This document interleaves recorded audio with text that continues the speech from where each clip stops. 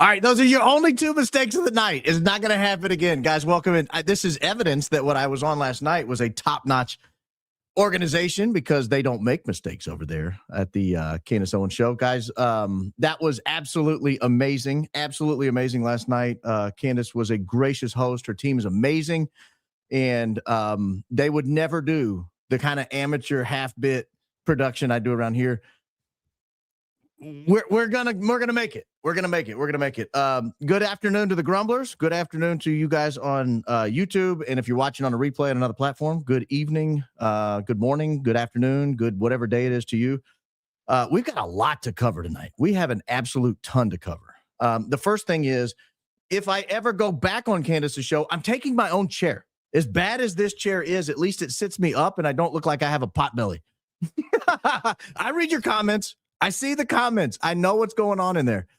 No, I've got the Indiana University National Championship red and white, the cream and crimson hoodie on. So, guys, buckle up. We're going to have some fun. We're going to have fun. I'm not going to tempt fate by saying it. I saw somebody in the comments mention some legal shenaniganry going on out there, and I'm not going to mention anything because I don't want to tempt fate. But welcome in.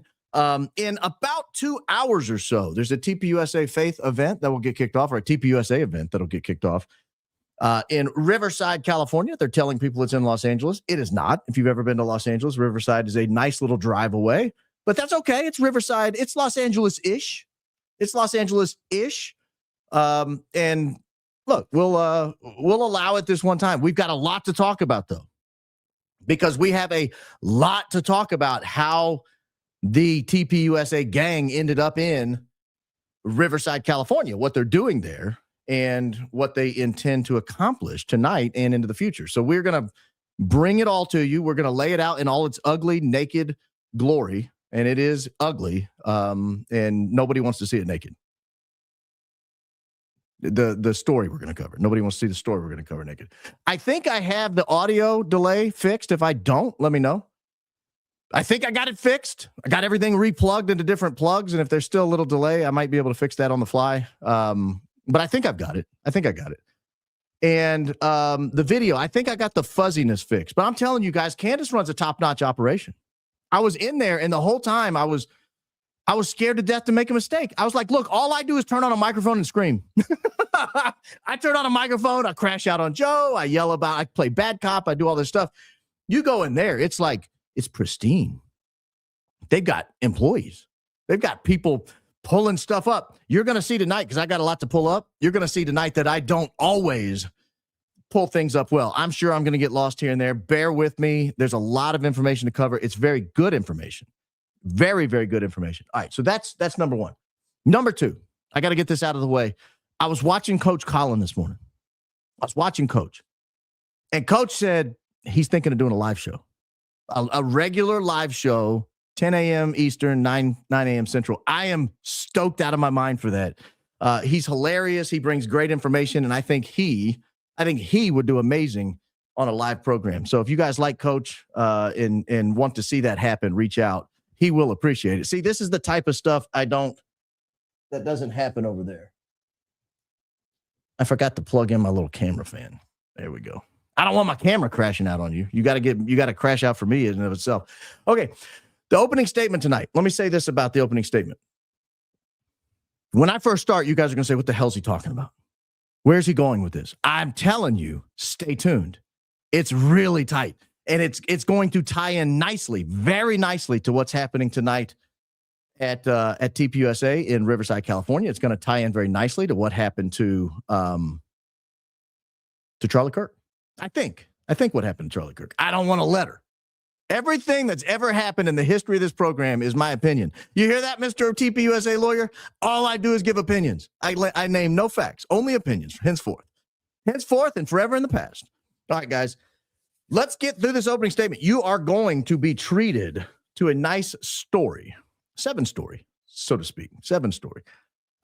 This opening statement is one I'm particularly proud of. It's one I've been trying to find a time to get this particular story weaved into the program. And I thought about today, and I thought, you know what, this'll weave in really, really nicely. really, really nicely. I am out of focus, but my background looks good. Good. Focus on the background. They look amazing. They look amazing. All right, you ready?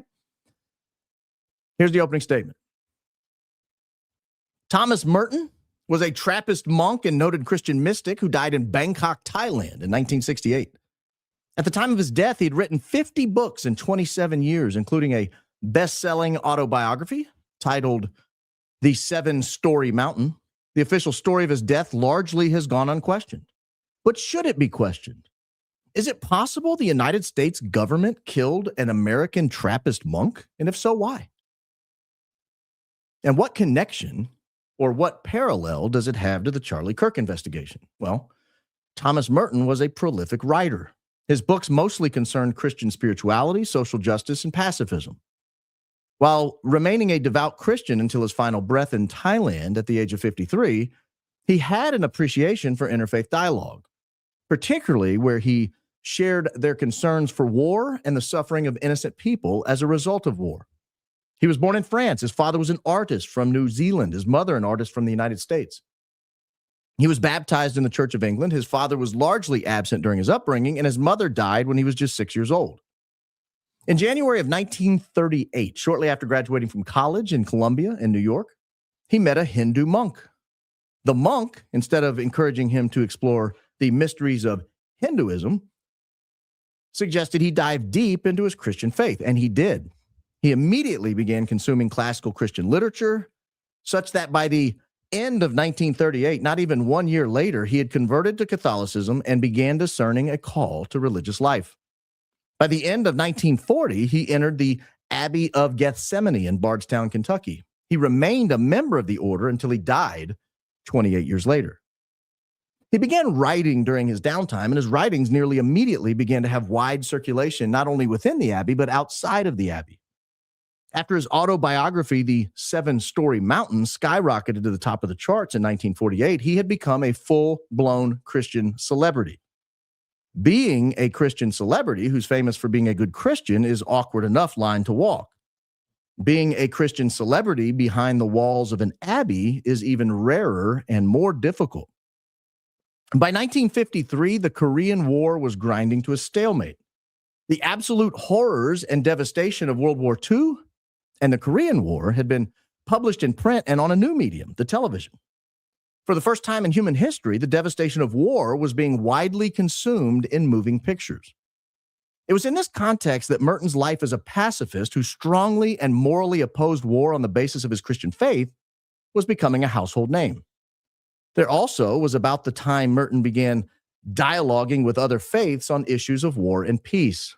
These conversations were particularly focused on Hindu and Buddhist leaders in East Asia, as that area was reeling from the Pacific theater of World War II and the Korean War. In 1955, just a year or two into the stalemate declaration that brought an end to the war in Korea, trouble began brewing in Vietnam. As the Vietnam War picked up, so too did Merton's criticism of the war and war in general. In 1959, he wrote, for example, "The world is full of great criminals with enormous power, and they are in a death struggle with each other. It's a huge gang battle, using well-meaning lawyers and policemen and clergymen as their front, controlling papers, means of communication, and enrolling everybody in their armies." He published a book titled New Seeds of Contemplation in 1961. It has widely been proclaimed a Christian mystic approach to positions of nonviolence and anti-war. To Merton, supporting wars of choice and unnecessary wars destroys the soul. To quote, "Every moment and every event of every man's life on earth plants something in his soul. For just as the wind carries thousands of winged seeds, so each moment brings with it germs of spiritual vitality that come to rest imperceptibly in the minds and wills of men." Needless to say, the spirituality Merton proclaimed in his written works was less than enthusiastically received by the military-industrial complex Eisenhower had warned about just a few years before. Over the next few years, Merton retreated to a life of solitude and continued to have a profound effect on the moral conscience of the world relative to war, particularly the war in Vietnam, as it began rapidly escalating in the mid-60s. By 1968, Merton's stature in the anti-war community and the interfaith dialogue about the role of armed conflict in the international order were unavoidable to those engaged in the discussion. At the end of 1968, Thomas Merton set off on a tour of Asia. He met with the Dalai Lama on 3 occasions in India. He met with the Tibetan leader, Shatral Rinpoche. If I'm pronouncing that correctly, I apologize if I'm not. He took a solitary retreat in Darjeeling in what turned out to be his final letter. He wrote of his encounters with Eastern spiritual leaders seeking peace on earth. In my contacts with these new friends, he said, I also feel a consolation in my own faith in Christ and in his dwelling presence. I hope and believe he may be present in the hearts of all of us. The official story of his death is as straightforward as it is bizarre. On December 10th, 1968, Thomas Merton was found dead in a cottage at a Red Cross retreat center. He was lying on his back with a standing fan lying across his body. The police report stated he had a defective cord. The fan had a defective cord that was installed, and the flow of electricity was strong enough to cause the death of a person if he touched the metal part. The U.S. military returned his body to the United States aboard a plane returning from Vietnam. That's the official story. Merton's death, and in particular the cause of Merton's death, largely was accepted by nearly everyone. Accidents happen. But in the May 23rd, 1980 edition of the Catholic Review, author Joseph Sweat penned a fairly shocking article with a blunt headline. Some speculate that Merton was killed. This was the first publication to raise the possibility that Merton's death might not have been an accident at all. Maybe he was murdered. And maybe his murder was a U.S. government operation. The lead sentence of the article summarizes it perfectly. Quote, some close friends of Thomas Merton still speculate that his death 12 years ago was caused by agents connected with the Central Intelligence Agency. End quote. The theory had never been published. The theory wasn't even widely known or discussed. Rather, the theory bubbled to the surface while the Tennessee Register was working on a feature story of Merton. One of his longtime confidants said Merton was becoming a serious threat to U.S. government politics related to the Vietnam War. His writings against the war were massively popular, and they were gaining considerable audience traction by the time he died in Thailand. Merton was deeply respected. Millions of Catholics in particular, and millions of non-Catholics around the world loved his takes. Merton's message on the Vietnam War was simple. The war was immoral, period. There was no room for debate. But unlike the message from the budding anti-war movement growing across college campuses and spilling into mainstream America, Merton's message was based on his faith in God. His position was founded on the premise that all men are created equal, that killing is wrong, that killing innocent civilians is reprehensible, and that God would judge those in support of such things quite harshly. It was one thing for Merton to take his articulate message to millions of Americans. But Merton wasn't content to keep his message in America. He traveled to Asia to meet with spiritual leaders of hundreds of millions of Buddhists and hundreds of millions of other faiths. His articulate, faith-based message was on the verge of being a global problem for those insistent on broadening the war efforts in Vietnam. Merton's journey to Southeast Asia landed him in a viper's nest. Because of the war in Vietnam, the entire region was flooded with all types of CIA agents and assets. One confidant put it bluntly, quote, I have reason to believe some agent saw a golden opportunity to help the cause and tip the electric fan over into Merton's bathwater. The police report made by Thailand authorities made the situation even more difficult. The investigators were unable to determine whether the fan fell into the bathtub or whether Merton inadvertently touched the fan while getting out of the bathtub. Author Matthew Fox, a former Catholic priest, claims to have met with 3 CIA agents near Merton at the time he died. He asked each of the 3 CIA agents whether they killed Thomas Merton. The first is alleged to have said he would neither affirm nor deny it. The second said CIA agents in the area at the time were swimming with cash and had no accountability, and that if one of them wanted to take Merton out, he could have done Merton in with no questions asked. The third agent responded bluntly when asked whether they killed Merton. He simply said, yes. Authors Hugh Turley and David Martin wrote a book examining Merton's death called The Martyrdom of Thomas Merton. They interviewed the 4 people who discovered Merton's dead body, adding details previously undisclosed. They said, for example, there was blood coming from a wound in Merton's neck. His body looked to have been neatly staged. There was no autopsy performed.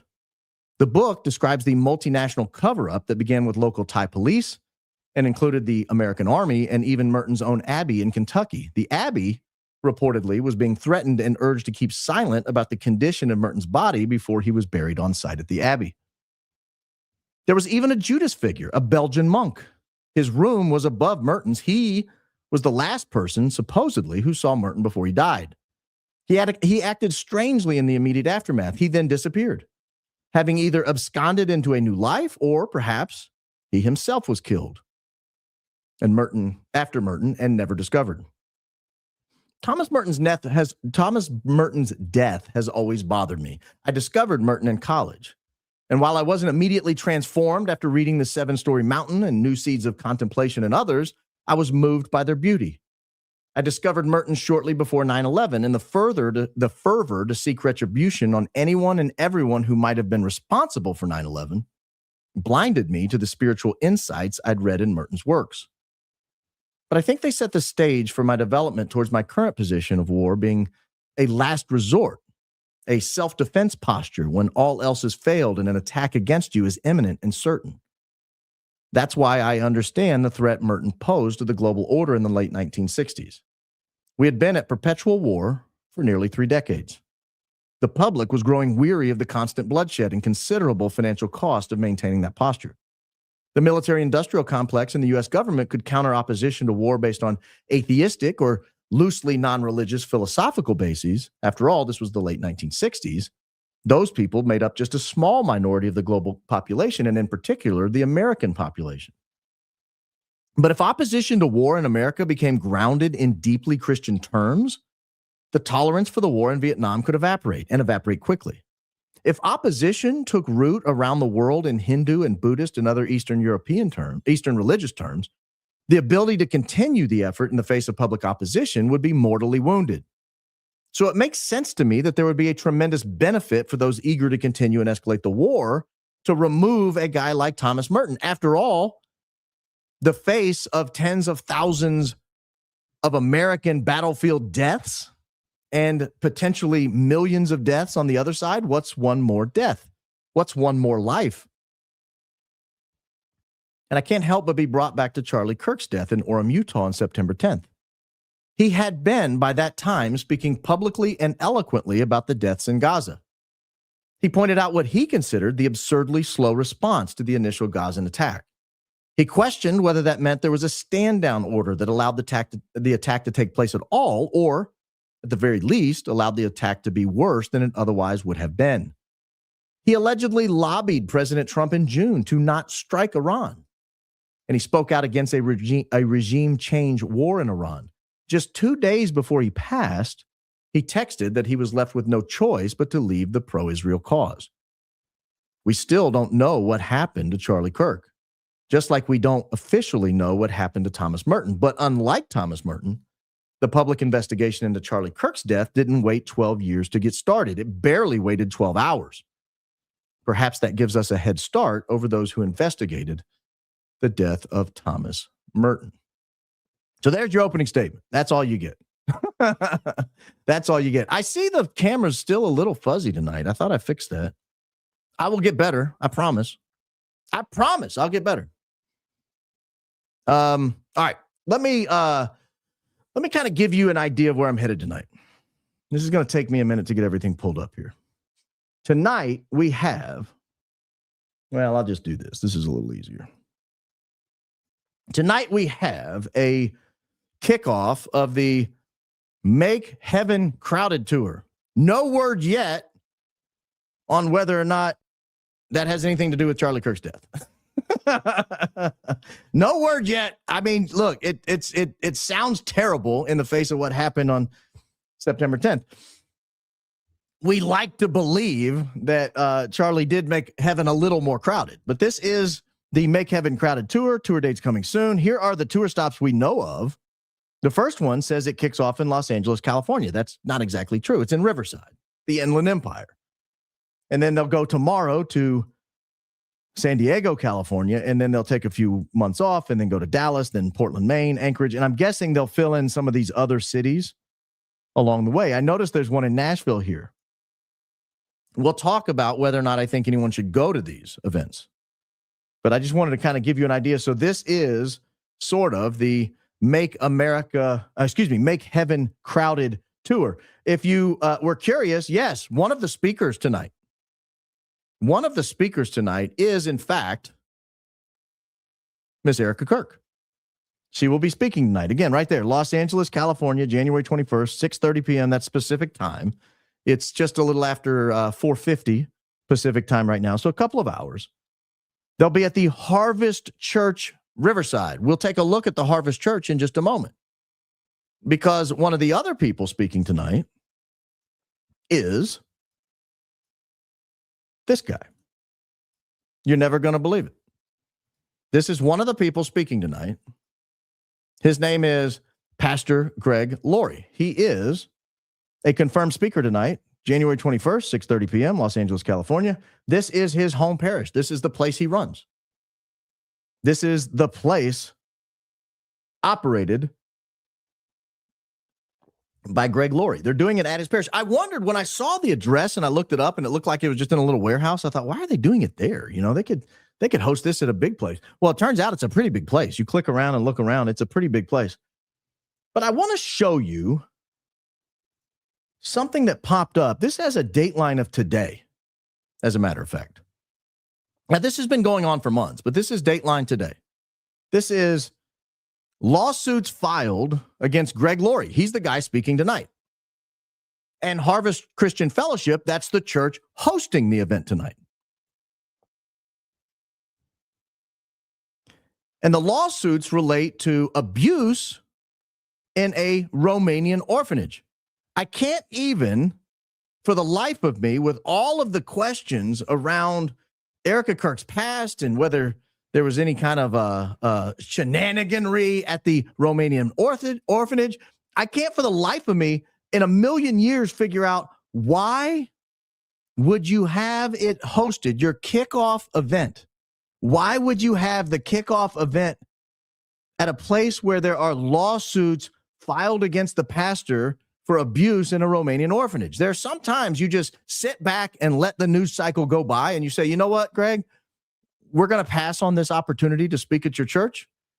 We will find another place in Los Angeles to host it, particularly if Erika Kirk is the one speaking, because as you know, there are weird internet rumors that pop up over her time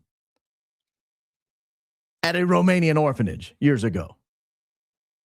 But this is it. Another group of plaintiffs, this time including 7 women. So this is 7 more women have filed lawsuits against California megachurch Harvest Christian Fellowship. That's the place where it's happening tonight.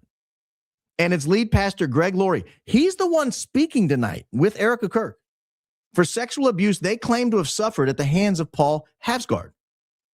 They join a group of 12 lawsuits filed previously by men who say that Havsgaard abused them at a children's home in Romania supported by Harvest Christian Fellowship. And the idea is the tie to this guy, Greg Laurie, I think the tie is, hey, you know or should have known that this was going on and you left him there. One of the ladies claims that there was sexual abuse. Now, I'll say this. These are just claims. It may or may not have happened. I don't know. I mean, in the American legal system, you could file and say this and it not be true at all. But come on, it's on the nose. Think about this. It's too on the nose to me. This woman claims she was abused from 1998 to 2002 when she was between the ages of 10 and 15. Claims that Havsgaard was an employee of this church, Harvest Christian Fellowship. And they claim he savagely molested and terrorized scores of children. These are horrific claims. Again, I don't know if they're true. I'm just reporting the news, what's in the news. But these are the claims. I'm not even going to go through them. They're on here if you want to look at them. You can look this up. This is a public record. But they claim that prior to that, he was the head at the Harvest Christian Fellowship, and that Harvest and its leadership turned a blind eye and allowed it to continue. You know, now to their credit, they did issue a statement stating that these they shocked the conscience and they shocked theirs, and they're serious and disturbing allegations, but that they should not be the ones sued. Okay. But I come back to this and I say, how many people do you know that have been credibly accused of human trafficking? I mean, do you even know one? Not even doing it, just being in and around it, working for a place where it happened. Knowing people, working with people who are alleged to have done it. Most people, the answer is no, none, never. Most people have never been anywhere near it. Most people wouldn't know it if it was going on around them because they are so naive to the idea. But here again, yet again, you get this same group of people palling around with these same allegations sneaking all around them. Now, when you look at the Make a Heaven Crowded tour, you've got to look at, and let me tell you, I had tremendous help today. Tremendous help putting this show together.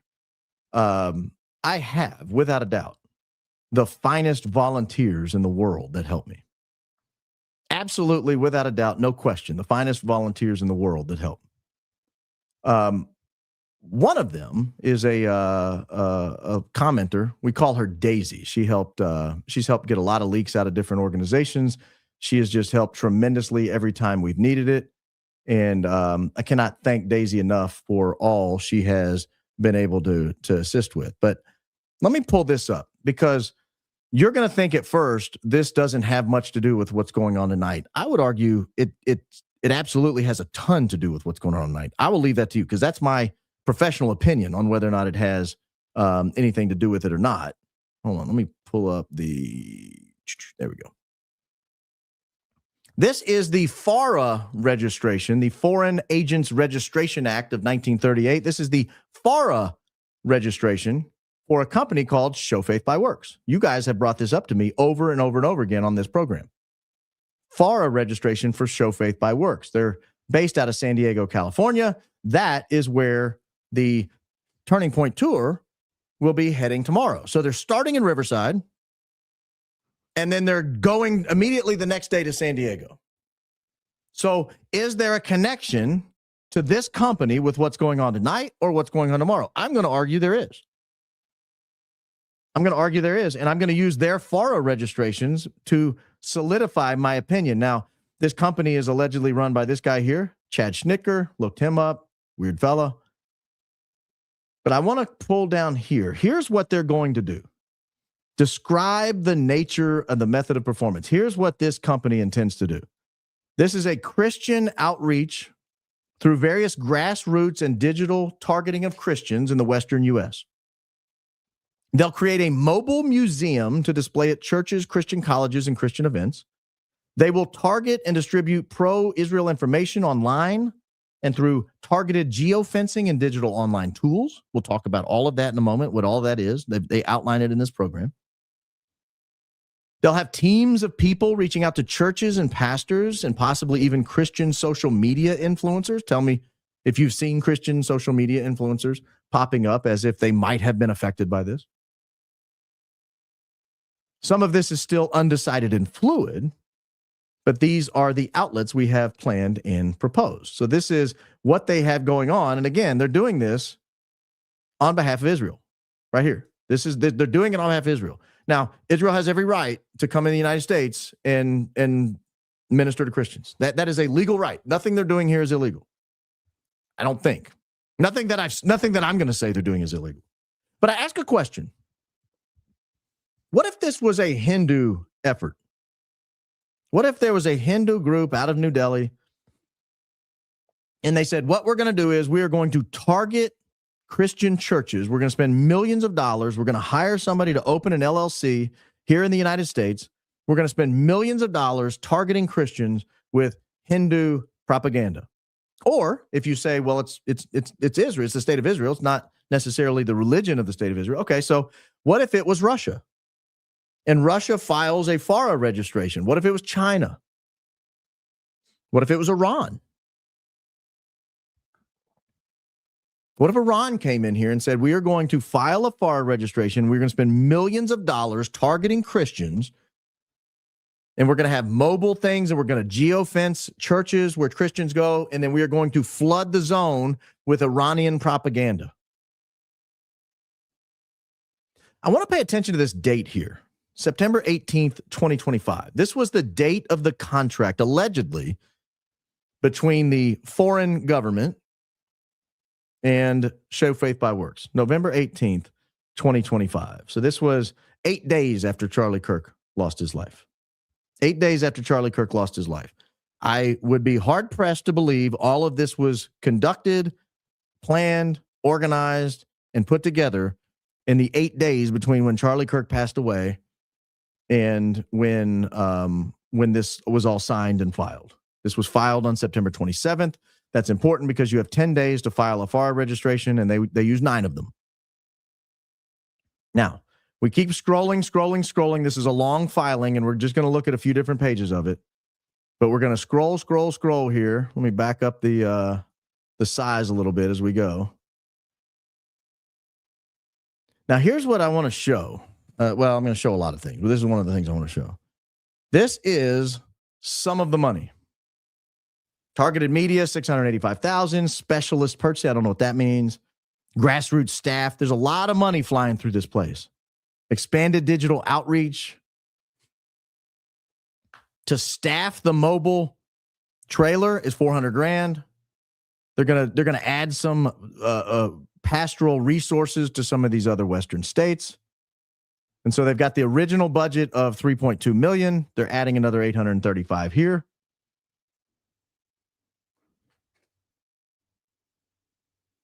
Let me scroll.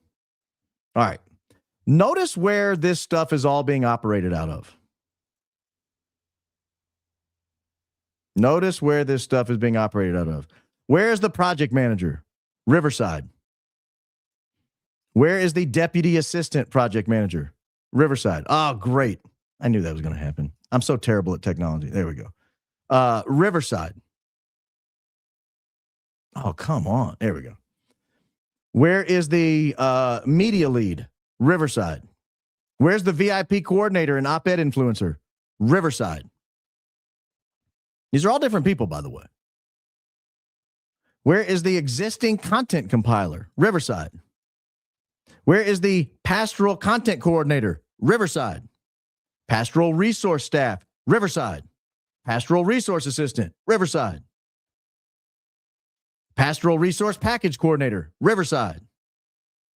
Southern California regional leader? Riverside. You almost get the idea that this entire operation is based out of Riverside. Here's the Riverside office space, Riverside. Studio design and staging materials, Riverside. Now, they do have a little presence in Denver. There are a few people there in Denver that are doing some local stuff there. A few other people here and there sprinkled around. But the bulk of this operation is being run out of Riverside. And remember, the LLC was set up in San Diego. And so your first 2 stops, 3 months before there's another stop, your first 2 stops are tonight in Riverside, where everything seems to be headquartered, and tomorrow in San Diego, where the operation is headlined. Now, the trailer they're talking about is the 10/7 experience. What they're going to do is they're going to put, and we have a presentation here where they put it together. They put VR headsets on you and let you experience the 10/7 attack, the October 7th, 2023 attack. You put the headset on, and apparently you experience the attack in virtual reality.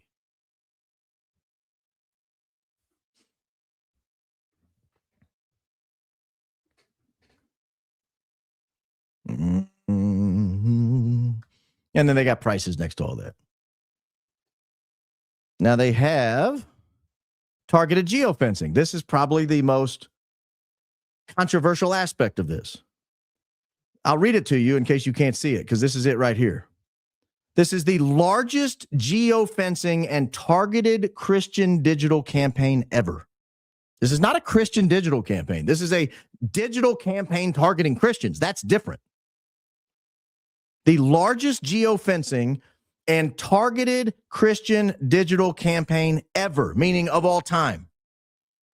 The goal is to geofence the actual boundaries of every major church in California, Arizona, Nevada, and Colorado, and all Christian colleges during worship times.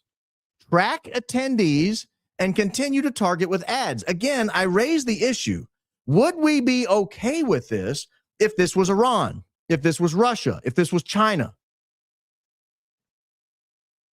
Would you be okay with this if when you went to church on Sunday morning and you show up at your local megachurch and there's 1,000 other people in attendance, if there is a virtual geofence? If you don't know what a geofence is, it's where they take a virtual boundary and put it around an area. Sometimes it's a building. Sometimes it's a city block. Sometimes it's a city. And they capture the data from everyone in that area. And they know who you are. They know your phone number. And then they know the unique ID on your phone. Every one of these phones has a unique ID. And they can capture that unique ID. If you have any data transfer at all, they capture that, and then they can specifically track you after you leave. And they can send you targeted messaging, targeted advertising directly to your phone in support of their mission. So this is the largest geofencing and targeted campaign of all time targeting Christians. And here's the follow-up targeting. Now, we are going to geofence our own events.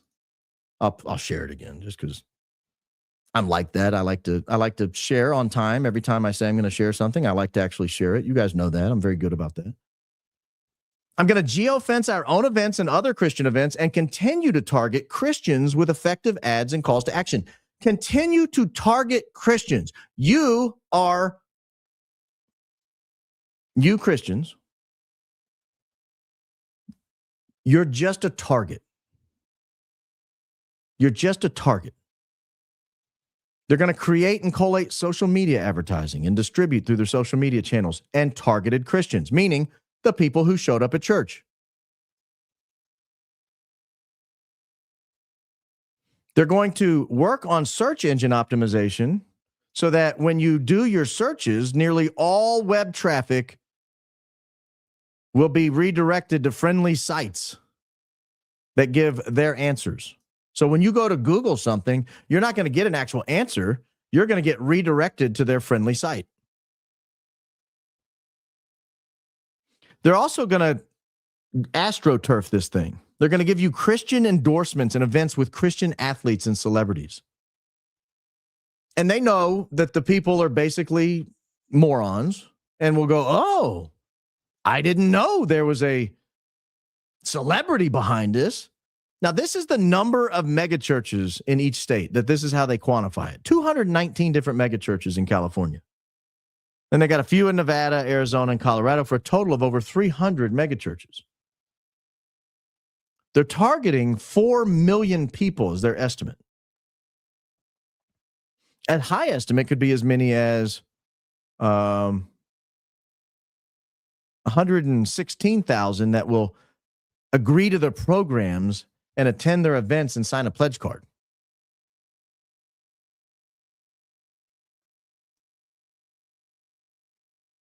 Hold, please. It gets better. This is just the beginning, ladies and gentlemen. This is wild what's going to happen tonight. Now, here are the churches. Here are the churches. You go by and look. They start in Arizona. We've got all these search, including Dream City Church. I think that's the one where Charlie Kirk may have been going. A lot of the TPUSA people are big Dream City Church people. If you scroll down to California, you will find tonight's event at, where did it go? Right there, Harvest Christian Fellowship, Riverside, California. You see that? Harvest Christian Fellowship. That's where it is tonight. An estimated 14,560 members. This is one of the targets for the geofencing. They have an event, people show up, they geofence it off.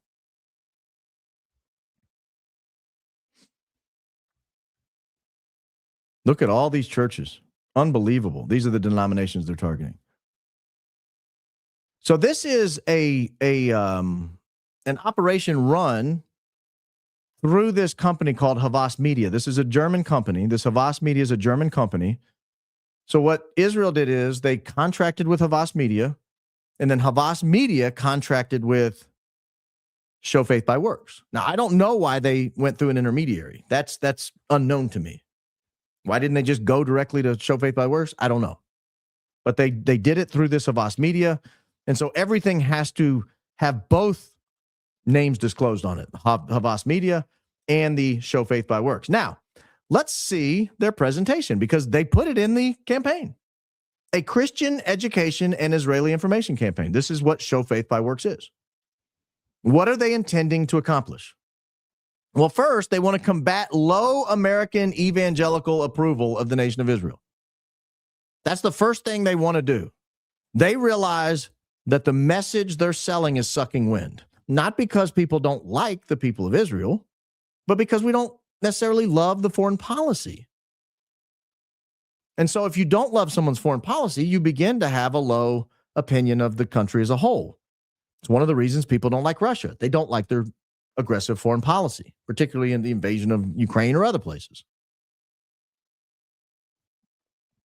They're going to use biblical arguments to highlight the importance of Israel and the Jewish people to Christians. Now, you see this on Twitter all the time. Educate Christians on the historical importance of Israel and the significance in the region. Increase awareness of the Palestinian ties to Hamas and support for terrorism within evangelical populations. Counter new and evolving pro-Palestinian message as the global narrative shifts. So they're admitting they're failing. Like their message campaign is failing. They're going to outreach using personal and professional outreach to the Christian community, large-scale Christian outreach, impressive physical displays of pro-Israel educational materials, and then comprehensive digital targeting and heavy geofencing of all Christian churches in selective markets. So they had a list of a whole bunch of Christian churches. What they're saying here is, no, this is going to be comprehensive. It's going to be heavy, and it's going to be all Christian churches in these markets. Meaning, you just want to go to church. You have a God-given right to go to church, the church of your choice. You have a God-given right to go to church here in America. It's an American right as well. It's listed in the First Amendment. You have a right to assemble with whom you want. You have a freedom of religion to go where you choose. And most of us would like to do it without being tracked. Here's the thing about tracking. They can say we're doing this tracking solely to target you with message from a foreign government. That's what they can say. But if they're giving you messages on behalf of a foreign government, guess who has your information? Think about it. If somebody's been hired to track you, who ultimately is tracking you? The person hiring you, the person doing the hiring, right? Like if I hire you and I say, let me just pull up a random commenter. I hire Ezzy Bear. And I say, Ezzy Bear, I'd like you on my behalf. I'm going to pay you $4 million. And I want you to go geofence and track millions of people at Christian churches all over the state of California, Arizona, Nevada, and whatever the other one was. I want you to track these people. Ezzy Bear is working at my direction. Who ultimately owns that information? Me. You're getting it on my behalf. You are comprehensively and heavily geofencing all Christian markets, all Christian churches and markets on my behalf. Now, here's the message. Tell me if you've seen some of these messages in the wild, because I bet you have. Messages to pastors and Christians about its people, its history, its biblical significance, its place in the Christian New Testament. Oh. Educational messages about the history of the region before and after the creation of the state in 1948. Educational message. This is, tell me if you haven't seen these in a while. Question the long-standing policy of a two-state solution. That is the official position of the United States. It has been for a long time. But they're paying people to force the American public to question the long-standing policy of a two-state solution. Christians in Israel, the birthplace of Jesus' Christmas message. It was, and then it's not good enough for that. Now we've got to go the other way. We can't just do pro on one side. We actually have to target with negative. It's a terrorist organization. The people elected the leadership. There was never a state at any time in history. The goals are land focused, not land focused. They're genocidal. Radical Islam. Support for Hamas. Denial of a trust. I mean, they are admitting up front, we are going to target Christians at church and inundate them with these messages.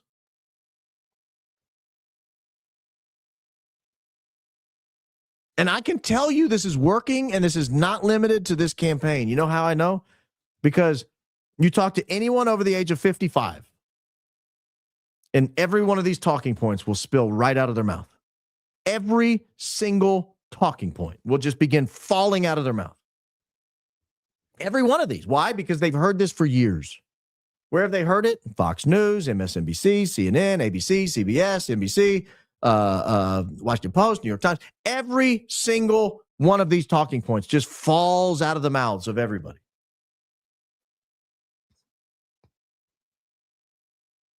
These are the themes. They've got it broken down nicely. Grassroots organizing. They're going to hire Christian staff. They're going to put staff at Christian colleges, seminaries, churches, and more. So when you send your kid to seminary, this is going to be the educational package. Pastoral resource packages. Build and deploy top-of-the-line mobile displays. We're going to give pastoral messages to Christian leaders so that churches in America will have 3 to 5 minute video messages to play. Include maps, arranging trips, pro-educational materials, information debunking pro-Palestinian popular arguments. And we got Christian college activities. We can't leave out the kids. Christian podcast hosted by prominent leaders. Seen any of those lately? Social media influencers. Seen any of those messages lately? Digital support. The mobile experience. This is great. This is a tractor trailer where you go inside and you put on your VR headset and you relive a horrific battle. That's so weird. Then you've got SoCal Harvest. This is, again, Pastor Greg Laurie, the one being sued related to the human trafficking allegations. This is his operation, October 3rd. They're going to send a team there, and they're going to go to this Harvest Festival event. They're going to go to the Southern Baptist Convention meetings. And then talk about the Christian message, the Christmas message. We can't have Christmas. We can't even have our own Christmas. Here's the invoice. The first invoice was for $325,000. And then they're going to show that each one of these invoices is the same, and they'll go out. The first invoice is here on August 25th. Again, 2 weeks before Charlie dies. And then we'll have one 5 days before Charlie dies, and then we'll start sending them every week or two after that, every couple weeks after that, until we're all paid off by December 26th, the day after Christmas. They got detailed budget, where they're going to spend the money. They've got the area mapped out. They've even got the flow chart. Here are some possible celebrity spokespeople. Maybe we'll get Chris Pratt. Maybe we'll get John Voight. Maybe we'll get Tim Tebow. Maybe Steph Curry. Get mega pastor Mark Driscoll. I don't know if you've seen his X feed lately. Pastor Greg Laurie. Yeah. Got to get the guy being sued for human trafficking violations. Got to get him in there. Young female Christian college athletes and influencers. That means they don't know any. I mean, that's what that means. When you see that, when they're just listing a title, a group, they don't know any. All they're going to do is go look at who has the most NIL money and see if they can give them a little extra to show up and do some of this. This is the 10-7 experience. You show up, you put on this VR headset here, and you relive as if you're in a terror attack, as if you're in a battle, as if you're in some sort of a phase of a war. It's the most unbelievable thing I've ever seen. Basically terrorize people.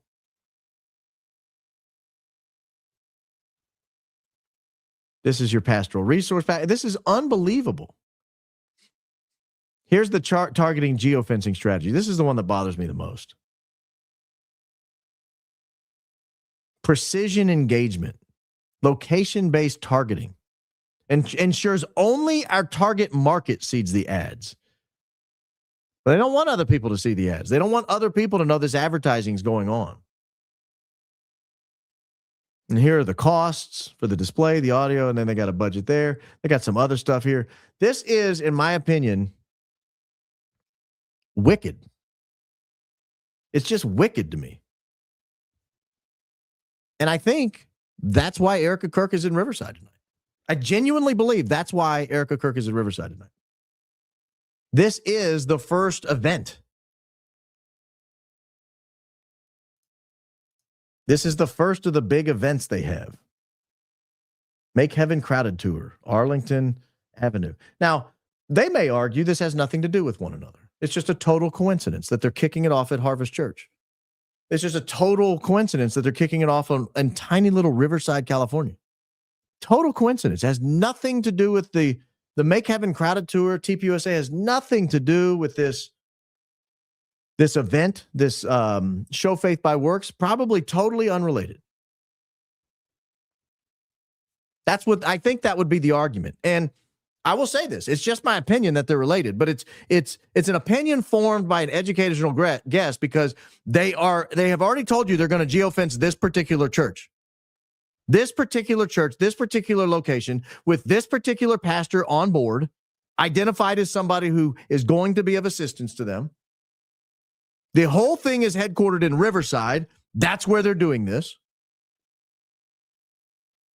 And then tomorrow night, they'll go to San Diego where the actual LLC is filed, where it's actually located. So they hey, maybe it's totally unrelated. Maybe it's totally unrelated. But I don't for a second believe that's the case. Not for 1 second do I believe that's the case, that it's totally unrelated. But that's just me. That's just me. Now, one of the things I want to begin to develop is a timeline. I wanted to begin to put together a timeline of dates, important dates relative to all of these operations. And so we know Charlie Kirk passes away on September 10th. I'm going to show this timeline here, not all of it. I'm going to go to there. All right. Again, Daisy's done the lion's share of putting this together, so I don't want to steal her thunder. But this is an incredible timeline that's beginning to be put together. Hold on. No, I'm not going to show this tonight. I got to clean it up a little bit. But I can go through a little bit of some of the dates just orally with you. So this Show Faith by Works was formed on August 5th. On August 5th, they formed this Show Faith by Works. Well, what's happening in advance of August 5th? You guys remember July, the month before August 5th, when Tucker, Megyn Kelly, Dave Smith, and others were at TPUSA Summit? That was mid-July. And then you remember that there's the retreat in the Hamptons in early August, where Charlie, just 2 or 3 weeks after the event in July, just 2 or 3 weeks later, after Tucker and Megyn Kelly and Dave Smith show up at the TPUSA event in Orlando or Tampa, wherever it was down there. Just 2 or 3 weeks later, there's this event in the Hamptons, August 4th and 5th, and they really put it to Charlie, like, we want to take you to the next level, but you really got to start playing ball. This is absurd what you've been doing. You're playing, you're pussyfooting around. That's the allegation coming out of there. I wasn't there. I'm just telling you what's circulating around out there. So you have that in July, you have that in August, and the day of the retreat, August 4th, August 5th, that's when this Show Faith by Works thing is filed. August 5th. It's formed in San Diego, California on that day. The following day is when Charlie shows up to Megyn Kelly. We played a clip of that not long ago, and Charlie's irate. He's beside himself, and he hits some very visceral words, if you recall. And then 8 days later, 6, 7, 8 days later, you get that Harrison Smith tweet. You remember that Harrison Smith tweet? I'll pull it up if you don't remember it.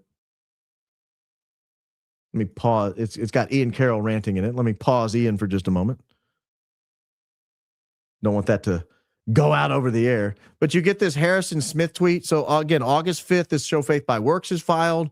And then a week later, you get this tweet. I'm not going to name names, but I was told by someone close to Charlie Kirk that Charlie thinks Israel will kill him if he turns against them.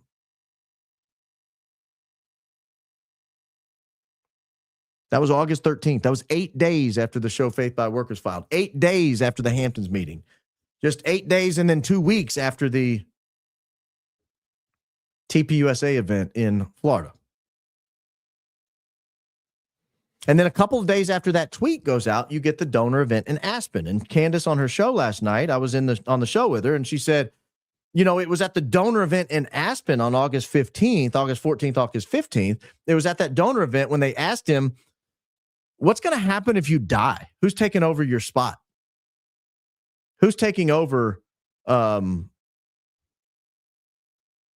who's taking over your spot if you die? Who's going to do that? And he was like, well, I don't know. Somebody said, well, you know, allegedly, someone heard him say, I think Erika should do it. But I don't know that that's true. I don't know that that's true. But that's supposedly when that happened. So again, Tucker speaks a couple weeks later. They go to the retreat in the Hamptons. A week later, Harrison Smith says, Charlie's telling people they're going to kill him if he turns on them. A couple weeks later, a week or so later, they're asking him, what happens if you die? August 25th is when they sign the contract with the $3.25 million plus the $800,000 Show Faith by Works does with this Havas Media, and they're filing their FARA registration. And it's 2 days after that, 2 days after the August 25th date, 2 days later, they come out and they say, we're gonna kick off our tour with Charlie Kirk at UVU. And then on September 8th, we're getting very close to Charlie Kirk passing away. On September 8th, that's when the $2 million donation from Robert Shillman gets pulled out of TPUSA, and Charlie Kirk sends the text that says, you're going to cause me to leave the pro-Israel cause. You guys I'm left with no choice but to leave the pro-Israel cause. That was September 8th. And then 2 days later, he's dead. And we know they're already doing geofencing at this point because Andrew Colvett says they tracked 277,000 cell phones at the Charlie Kirk Memorial on September 22nd, just 12 days after he passed away. So we know they were already tracking phones by then. So this is the beginning of a timeline showing you all of this stuff beginning to click together. Now, in days ahead, I want to show you other timeline, other things we need to add and sneak into this timeline. Other companies that are doing similar work. Other companies doing similar work. But tonight I want to have a little fun before we get there. I was shown 2 photos today, and they blew my mind. I'm going to pull up the first one. What you're going to notice is there's a young man walking by himself long after everyone's gone from the Utah Valley University event. This is on September 10th, the day Charlie Kirk passes away. Long after everyone's gone, you'll see trash all over the place. You'll see a wheelchair left aside. I'm always amused when I see pictures of the event and there's a wheelchair. I'm like, where did the person in the wheelchair go? How did the person get out of there? You came in a wheelchair. How did you get out of there? But that's neither here nor there.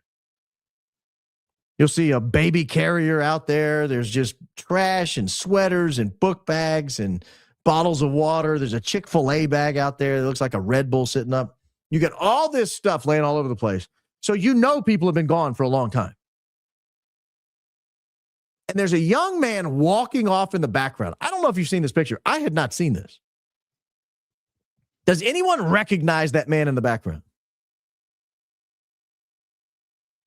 Does anyone know who that guy is in the background? If not, I'll zoom in on him.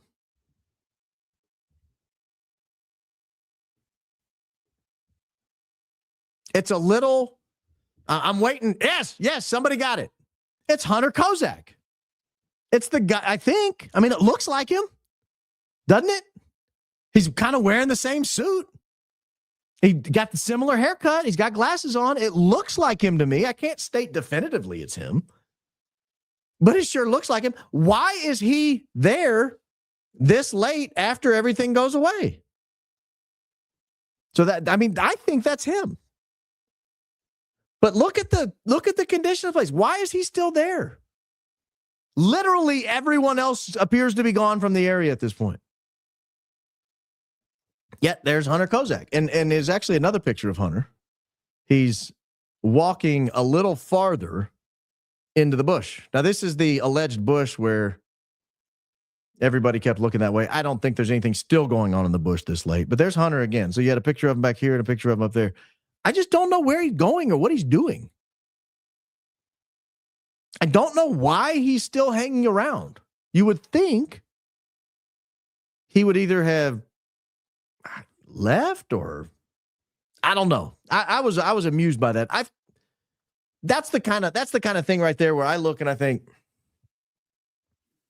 something just doesn't add up there. Now the credit to this photo is one of the photographers that was there. His website's down there at the bottom right if you want to check. I don't want to take his name's Trent Nelson. He works for the Salt Lake Tribune. I'm not trying to take credit for this photo by any stretch of the imagination. And I didn't find this photo. Daisy found this photo also. So this was an incredible find, though. Hunter Kozak walking what appears to be hours after it's over, at least an hour maybe or more. Because if you watch the Life is Driving video, there's people walking all around this place for a long time. I mean, it's really crowded for a long time after the Big Bang. And now here you have, okay, here's a little scooter right here. Looks like a cell phone right there. I'm not sure what that is. I would love to get a higher quality image and really zoom in on this waste and see what's out there. Okay. So again, an hour from now, Erika Kirk in the Make Heaven Crowded Tour will be kicking off. And I don't believe for a second this is unrelated to the targeting strategy that's taking place, that is being paid for by Show Faith by Works or being conducted by Show Faith by Works. And again, Romanian Orphanage, come on. It's a little too on the nose. Just a little too on the nose. All right. Let me get to some of your chats. You guys have been very generous, very kind, and very patient as I flailed about looking at all this different stuff here. Hey, Baron, a hearty congratulations and Bravo Zulu on your show yesterday with CO. Loved it. What were your sub numbers before announcing that appearance publicly? And now today, 178. I think I was at 161. So that would be over a 10% increase in one day. I think it's without a doubt the most subs I've ever added in one day. It is at, almost 179 now, 178,950. So, if you're not a member of the members page, I had an interview with Coach Colin last week. That was dynamite. I went back and watched it again. I loved it. That guy is so good. So good. I really enjoyed having him on. And I'm going to do more stuff like that. I've got some other people I've been talking to about doing a members thing. I want to get Jason Goodman on. He was the last one I talked to. I want to see if he'll do it this week, sometime this week. Come on, do a members chat for an hour or so, answering the question, where's John Cullen? Because he knows more than anybody. He knows more than anybody where John Cullen is. And maybe he'll give us a little hint. Jason, if you're listening, maybe a little hint. I like Jason Goodman a lot. I'm a big fan. I'm a big fan. I can't help it. I don't agree with everything he says, but I'm a big fan. You and your family are adorable. Well, thank you. Do you know my family? I would pay for a compilation of your opening statements. They are brilliant. A while back, you mentioned you're a huge EU fan during a cosmological segment. Did that mean electrical universe? If so, please say more. I am all right, you got me. I am a fan of the electrical universe, the electric universe theory. And a lot of people don't know what that is. And if you look it up, a lot of mainstream scientists, whack it down. But you know what? A lot of mainstream economists whack down good economic theory. A lot of mainstream foreign policy experts whack down good foreign policy theory. And so I'm not worried that mainstream physicists knock down the electric universe theory. A lot of mainstream physicists knocked down the idea that we circled the sun for centuries. Like they burned people alive for saying the earth circled the sun. They burned people alive for saying some of the other planets also circled the sun, and they didn't actually circle us. And so the fact that mainstream physicists, we get this chronocentristic mindset where whatever we know now, we believe is absolute fact and will never be challenged. And I had this conversation with my wife the other night. You guys have no idea what it's like living with me. I was talking about how the way we live now, one time and at some point in the future, is going to feel very primitive. Like people are going to look out there and go, I can't believe, they thought they were living high on the hog. They had cars and electricity and air conditioning. Can you believe it? That's all they had. Because we look back at a couple hundred years ago and be like, man, they drank dirty water. They drink dirty water and they had dirt floors. Those people thought they were like at the pinnacle of creation. They could get water whenever they wanted out of the well right behind their house. They were shielded from the rain. They could make candles out of wax. They had cooking utensils. They were like, what more do you need? If you would have gone back to 1800 and say, hey, one day, hot air will blow out of your walls in the middle of winter. You won't be cold. They'll say, what? Oh, yeah, right out of the walls. Hot air just blowing out of the walls. It's going to be amazing. You're going to love it. They wouldn't know what to do with that kind of information. And the technology that's coming down the pike, we wouldn't know what to do with. And our understanding of the universe has changed over time and continues to change over time. We find new particles. We learn new things about history, come up with new theories. Mathematical models work themselves out. Actually, math is the biggest problem. And so, yeah, I'm a big fan of the electric universe. I think it's cutting edge where physics should be going because I think it's demonstrable. You know how I know that the gravity-centric model doesn't work? You see this headphone case? I can pick it up off the ground. The entire gravity of the entire planet is pulling against this, and I can just pick it right up. I get a really weak magnet. I can pick anything metal up off the ground. Beep, beep, beep, beep, beep. Anything magnetic, I can just pick up off the ground. We're talking trillion, quadrillion, badrillion, gadrillions of pounds of mass pulling on that object, and I can just pick it right up. And so, electromagnetism is a far superior, a far stronger force than gravity. So why would we look out at the universe and think gravity controls everything? And because we think gravity controls everything, we look out there and say, oh, there must be dark matter. There must be dark energy. Well, no, that's math failing at scale. That's gravity failing at scale. That's all that is. Your math doesn't work. And so you create some variable to make up for the fact that your theory doesn't work at scale. It doesn't work over the galaxies. That's all it is. That's the electric universe in a nutshell. And I'm a big fan of it, and nobody can change my mind on it. So thank you for asking. Thank you for asking. Anyone know anything about Manna Church? No. I know about manna. Isn't that what fell from the sky? Actually, the electric universe has a really interesting theory on the manna as well.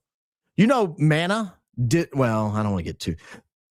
What they describe in the Bible as manna falling, other primitive tribes around the world also experienced the same carbohydrate substance falling from the sky and collecting in rivers and waterways, and they were able to scoop it up and eat it.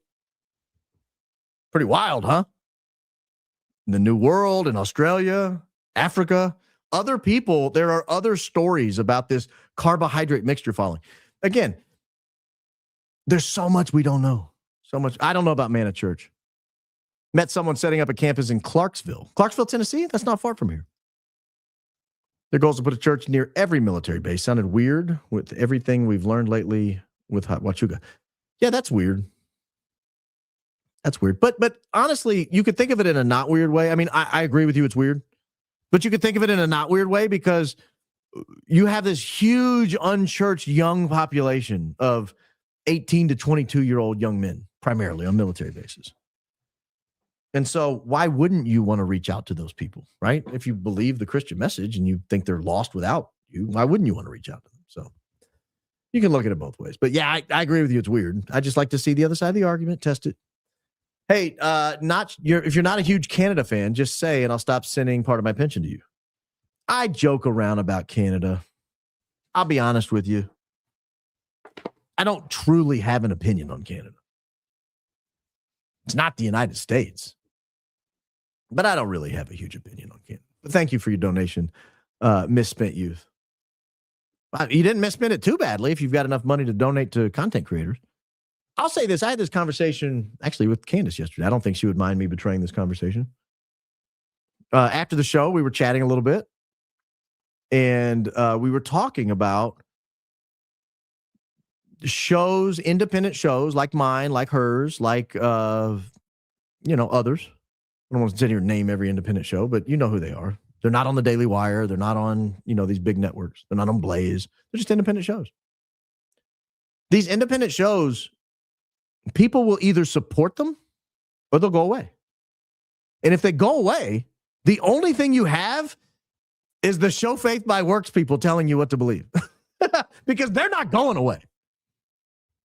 And so the great thing about YouTube, the great thing about Rumble, the great thing about Spotify, the great thing about X is everybody has the potential to find a creator they like and support them. I support several. I went back and looked at my YouTube purchase history the other day. I was like, all right, I got to dial back the support a little bit. I can't support everybody, but I try. As you guys bless me, I try to bless other people that I believe in, that I look forward to listening to on a regular basis, that edify me, that inform me. But more importantly, I just want these people in the space. I don't look at them as competitors. I look at them as allies. Because if they're not alive, if Wolves in Finance goes under, if Candace goes under, if Ian goes under, if Coach goes under, if Jesse on Fire goes under, if I don't want to start naming people, I'll end up not naming somebody who needs to be named, and I don't want to go down that road. But if some of these people go under, what are you going to look at Ben Shapiro? That's going to be your source of news? Because Ben Shapiro's not going anywhere. He's buying views, allegedly. And so you either support these people or you don't. And that's why when people get mad at me in the comments, I'll never watch your show again. It's fine. Whatever. But, I mean, just understand you're now stuck with Ben Shapiro if I go under. Like, there's not a lot of us in here. There's just not a ton. Can't believe you didn't wear an IU hoodie. I did today all day. I wore one to the store, and I got a couple of looks. Got a couple of looks in my Indiana hoodie. These are people potentially scared of greatness. They looked at the IU hoodie and thought, there's a national champion. I need to be cautious. I did today. It was a gray hoodie. It said Indiana on it. But I didn't wear it. Actually, you know what? Hold on. I got to show you something. I don't think they'll care if I tell you. Brandy and Billy sent me this. This is great. Hang on. Don't go anywhere. This is going to be less than 20 seconds.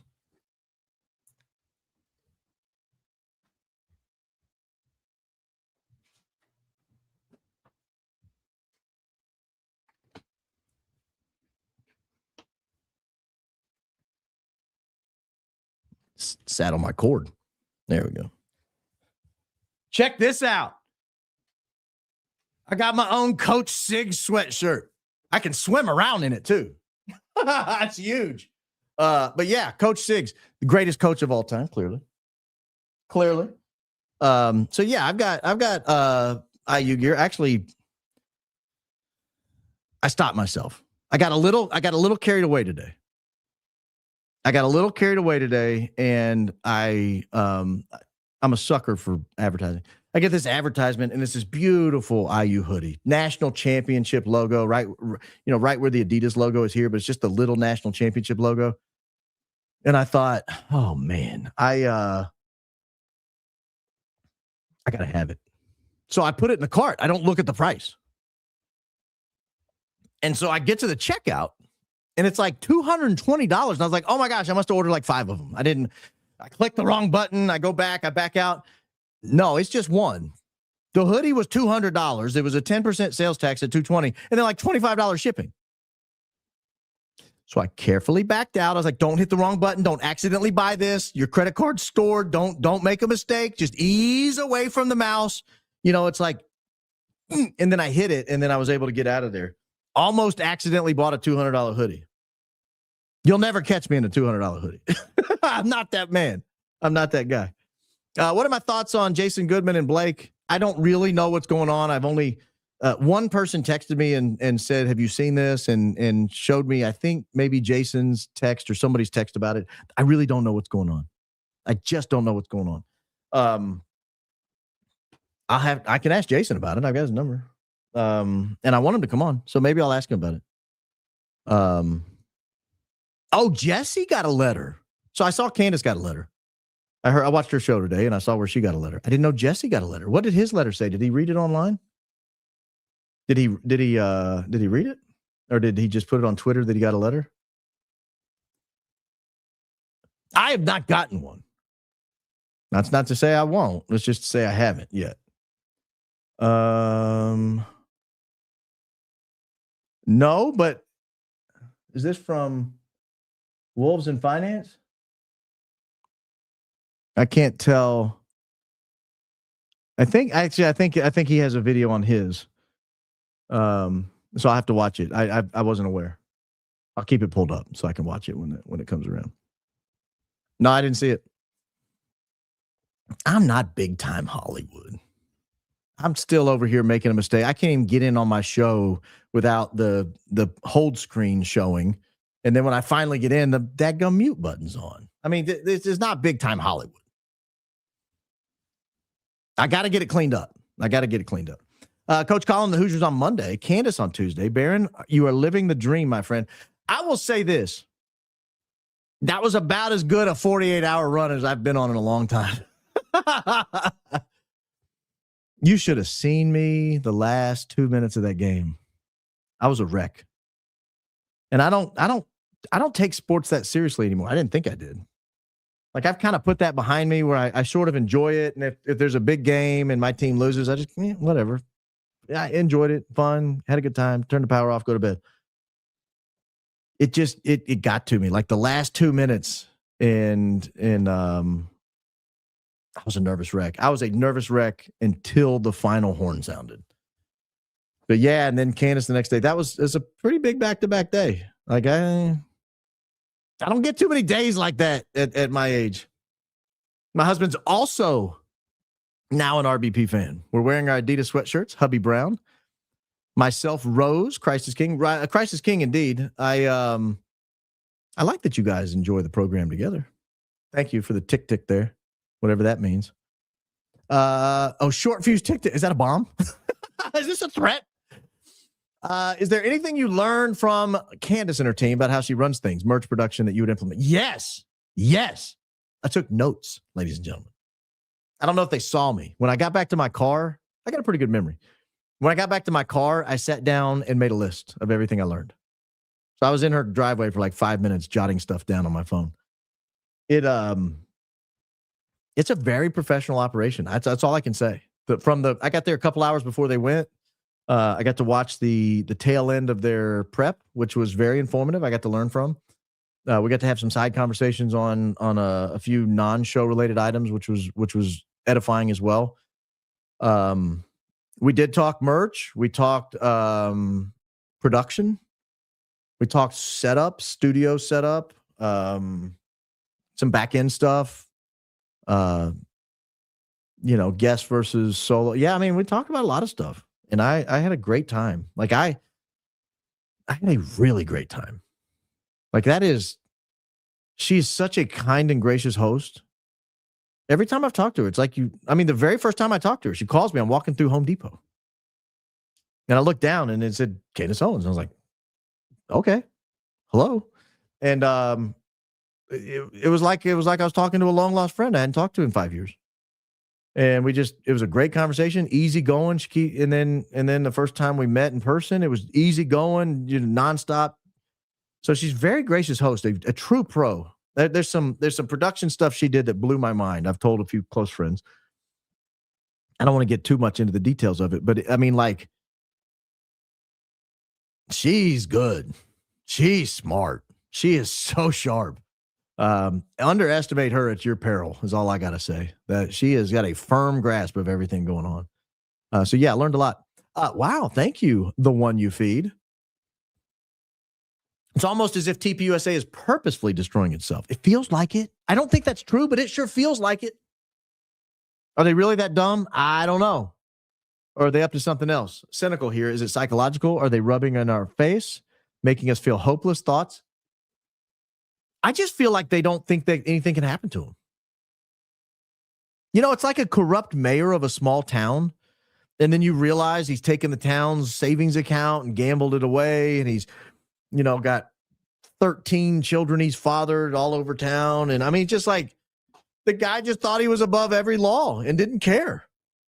He knew the sheriff wasn't going to do anything. He knew the mayor wasn't going to, the chief of police wasn't going to do anything. City council wasn't going to do anything. You guys were going to keep voting for us. He just didn't care. He'd been mayor 35 years, right? That's the way TPUSA feels. It's like nothing can go wrong. So why would they care? That's what it feels like to me. That's what it feels like to me. And I because I can't believe someone would make all these decisions.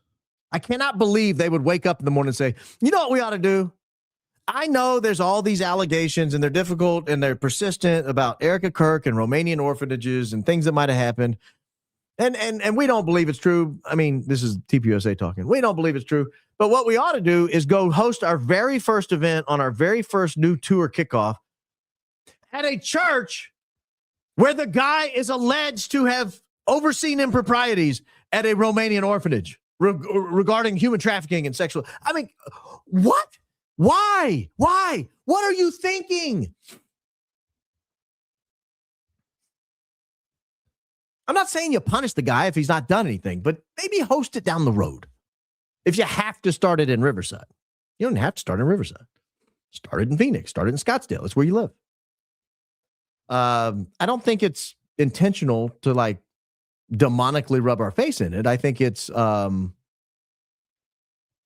I think it has everything to do with the fact that they just don't imagine it'll ever come back on them. National champs. Boy, it feels good. Someone asked me the next day, how does it feel? It's like, it feels like being a national champion. That's what it feels like.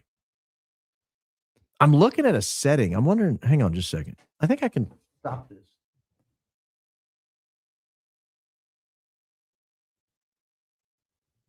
No, that was the wrong button. I'm trying to set the... I think I can stop the, someone texted me a fix, but I don't think that fixed it. The focus fix. I gotta figure that out. It's driving me crazy. No, I don't think Joe Rogan's going to call anytime soon. Maybe. I'll answer if he does. I will say this. Totally different experience being a guest with somebody than running the show. Even though I don't do a great job producing it, and even though the camera's fuzzy, and sometimes the mics don't come on, and sometimes I don't share the footage when I'm showing it. It is still totally different not being in control. I'm a control freak. I can't help it. And to have to sit there and like be still because I'm on my best behavior at someone else's place. I'm not all wiggly. I'm not getting animated. I'm not screaming. I'm not bad copping in her basement. It's not going to happen. But no,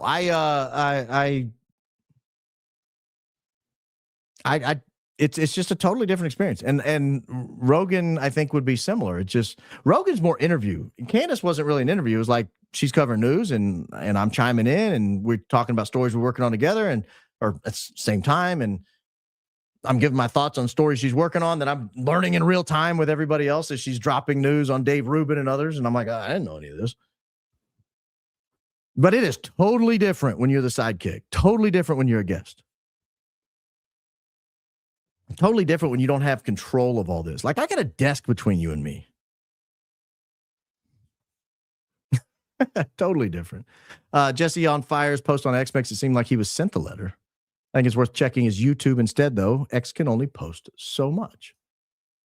I didn't see a potbelly. It felt like it when I watched it.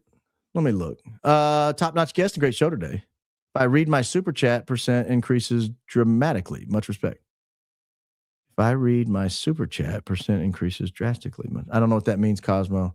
Yeah, it seemed a little potbelly-ish to me, if I'm being honest. Maybe I'm, we are our own worst critics. I don't want to pull it up and look at myself. That's weird.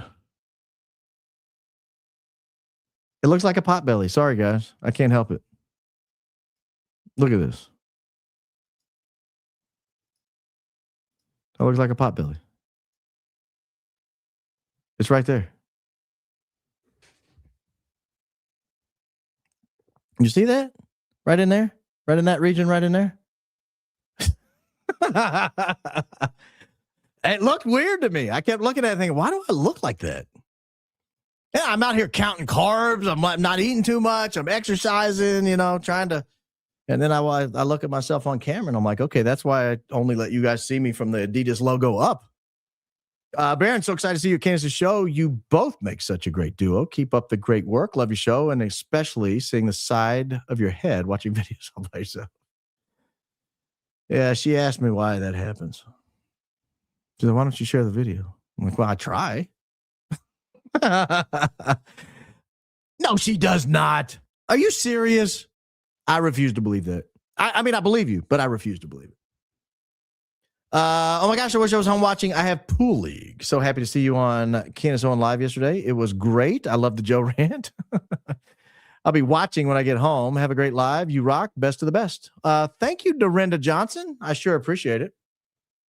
Yeah, today was a little more cap and gown than sometimes we get in here. But I want to begin the process of building out this timeline, like a very detailed, almost day by day timeline of the 4 to 6 months leading up to Charlie Kirk passing, and then what happened after that. Because if you see it on the timeline, it becomes such an obvious shift in behavior that you could only attribute it, in my opinion, to one thing: the fact that he's no longer with us. And the timeline leading up to it, it's like almost like, are they planning for him not to be with us? Sent this to Candace Owen yesterday, 5 minutes in. I've never seen Barron sit still for so long. Karen, this must have very high IQ chairs. Yeah, I was pretty still. Show with Candace was interesting. You look very handsome. Younger somehow. Ooh, maybe the lighting, very charming. Younger, you say? Wow. Thank you, Monty. I appreciate it.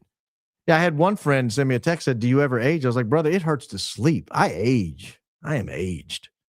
Congrats on the Hoosier win. That was amazing. Agreed. So was the show with Candace. I laughed at the Joe part so hard, had tears. Thanks for all you do, Baron. So happy we have you full time. So the Joe part, she played at like 2x speed. And I looked like a psycho. Now, maybe it's because I'm a psycho anyway. Maybe I looked like a psycho the whole time. But man, I looked especially psychotic. And I told her too, I said, the thing is, after I felt myself get a little overheated. And so I was like, I need to dial it back. Candace is always very calm. So I went to that second clip I was going to play to her that day. Let that roll out a little bit. And then I said, but it didn't calm me down. Like I was more angry because as you were talking, the only thing I was thinking of is everything I want to tell this woman. Like I want to go to her house and say, Joe, you don't have to do this. Like this does not have to be your life. And so then I just figured I would help her out a little bit. Curious Joel, I hate the legal system. I know you loved your job and I'm glad you got out. What effects will Candace Owens' cease and desist letter have in the short term? Will she have to get out of her contract to go max again? Can you countersue them for being gay and retarded? I don't know about that last part. I don't think that's really a cause of action. But, I mean, she needs to talk to a really good lawyer. Maybe there is a GNR, a counterclaim there. I don't know. I don't know what her contract says, to be honest with you, and I didn't read the whole letter. I just saw what she said. And I only heard it once, so I'd have to go back and listen to that part. And it'd be nice to see the letter. I'm not going to ask her to see it, but it'd be nice to see her contract. Certainly not going to have to see that, but it would be nice to see her contract because the contract terms are going to dictate, I think, what she's able to do going forward. But I think TPUSA would be absolutely foolish to sue her. And I'm not saying that as a threat. I think them suing her would be the undoing of TPUSA. I think it would collapse and crumble. And so I don't think they'll do it. And if you feel like they're not going to, then why would you change your coverage at all? Why would you change it at all? So that's kind of my thought on it, but it's not my show. I ain't got a letter yet. I try to be cautious. Like I look, here's my thought on this. I genuinely don't want to get the wrong answer. Like I genuinely try to get the right answer on just about everything. There are times I get it wrong, which is why I so often say, this is my opinion. Because unless I know something for a fact, and even if I see it with my own two eyes, sometimes you don't really know it for a fact. Unless I know something for a solid gold fact, I'm not going to tell you it happened. I'll just say it sure looks like it. Makes a compelling case to me. Allegedly, this happened. That's my opinion. That's not me hedging for the sake of not getting sued. That's me being honest with you. I don't want to lie to you. I don't want to lie to you. I don't want you to think I've represented something to you that's not true. And if I ever do, if I get something wrong, I usually come in and apologize. I'll correct it. Then it's happened. Like I had serious questions on whether or not Vice President Vance was on the plane on that SAM 000 flight going to Denver, Colorado. I had very serious questions about that. And I learned last night, I learned a few weeks ago that it almost assuredly wasn't him. And I came out the very next day and I opened the show with, hey, I know I said this and I said it twice over two different shows, but I'm pretty sure by now it's not him. I never told you for a fact it was. I just said it sure looked like it might be him. In my opinion, it very likely could have been him. And it turned out it wasn't. I'm not hiding from that. You don't run from that. You just correct it and you move on. The way news works. From the grumblers, I sat through the original rant and I thought the 2x speed was much angrier. Yes, exactly. Putting money where mouth values are to keep y'all around. Love the show. Well, thank you, Pixie Dust to Ashes. Yeah, we had a good conversation about that, about creators that need to be supported or they're not going to be able to do it. And they'll go away. And if they go away, again, you're stuck with Glenn Beck and Ben Shapiro and their foreign policy. So if you like Mike Huckabee's foreign policy, you can have it. Won't cost you a dime. We didn't think it was possible, but we all experienced a wiggle-free Baron yesterday. Sir, you are as still as a frozen lake in midnight. It was honestly impressive. Took everything in my soul. Everything in my soul. But I managed. I was like an ADD kindergartner who was told he can't go to recess or get a donut at lunch if he stands up again. He'll sit down. You get motivated, you sit down. Our favorite is live. My 9-year-old, middle name Joe, not the same Joe, would like to know your favorite subject in 3rd grade and how to reach your logic level. Thank you for sharing your wisdom. My favorite subject in 3rd grade, I had a wonderful 3rd grade teacher. She was my 3rd grade English teacher. She ended up being my 5th grade, all teacher, except maybe math or something. But we changed classes in 3rd grade, and she was my English teacher. I actually caught up with her So how old are you in third grade? 8 or 9 years old? A couple years ago, I went and met her for coffee at a Starbucks in Franklin. And it had been, 33 years? She looked great. She looked the same to me. But you know how when you're young, everyone looks old? So she probably looked a lot older than she was at the time. She was probably like in her 30s at the time, maybe 40s. But she looked great. We caught up, you know, what you've been doing. I loved her. So English at the time was my favorite class because I loved her so much. And I truly believe a really good there are really good teachers out there, and a really good teacher can get the best out of a student and have a lifelong impact. I mean, it's a thankless job by and large, being a teacher. And there's some bad teachers, but there's bad plumbers, there's bad accountants, there's bad doctors, there's bad policemen, there's bad cops. I mean, I said that, but there's bad judges, there's bad, there's bad everything, bad politicians. There's bad nonprofit CEOs. But a good teacher, I really believe can genuinely impact a person's life. And I think my third grade English teacher and my fifth grade teacher genuinely impacted my life.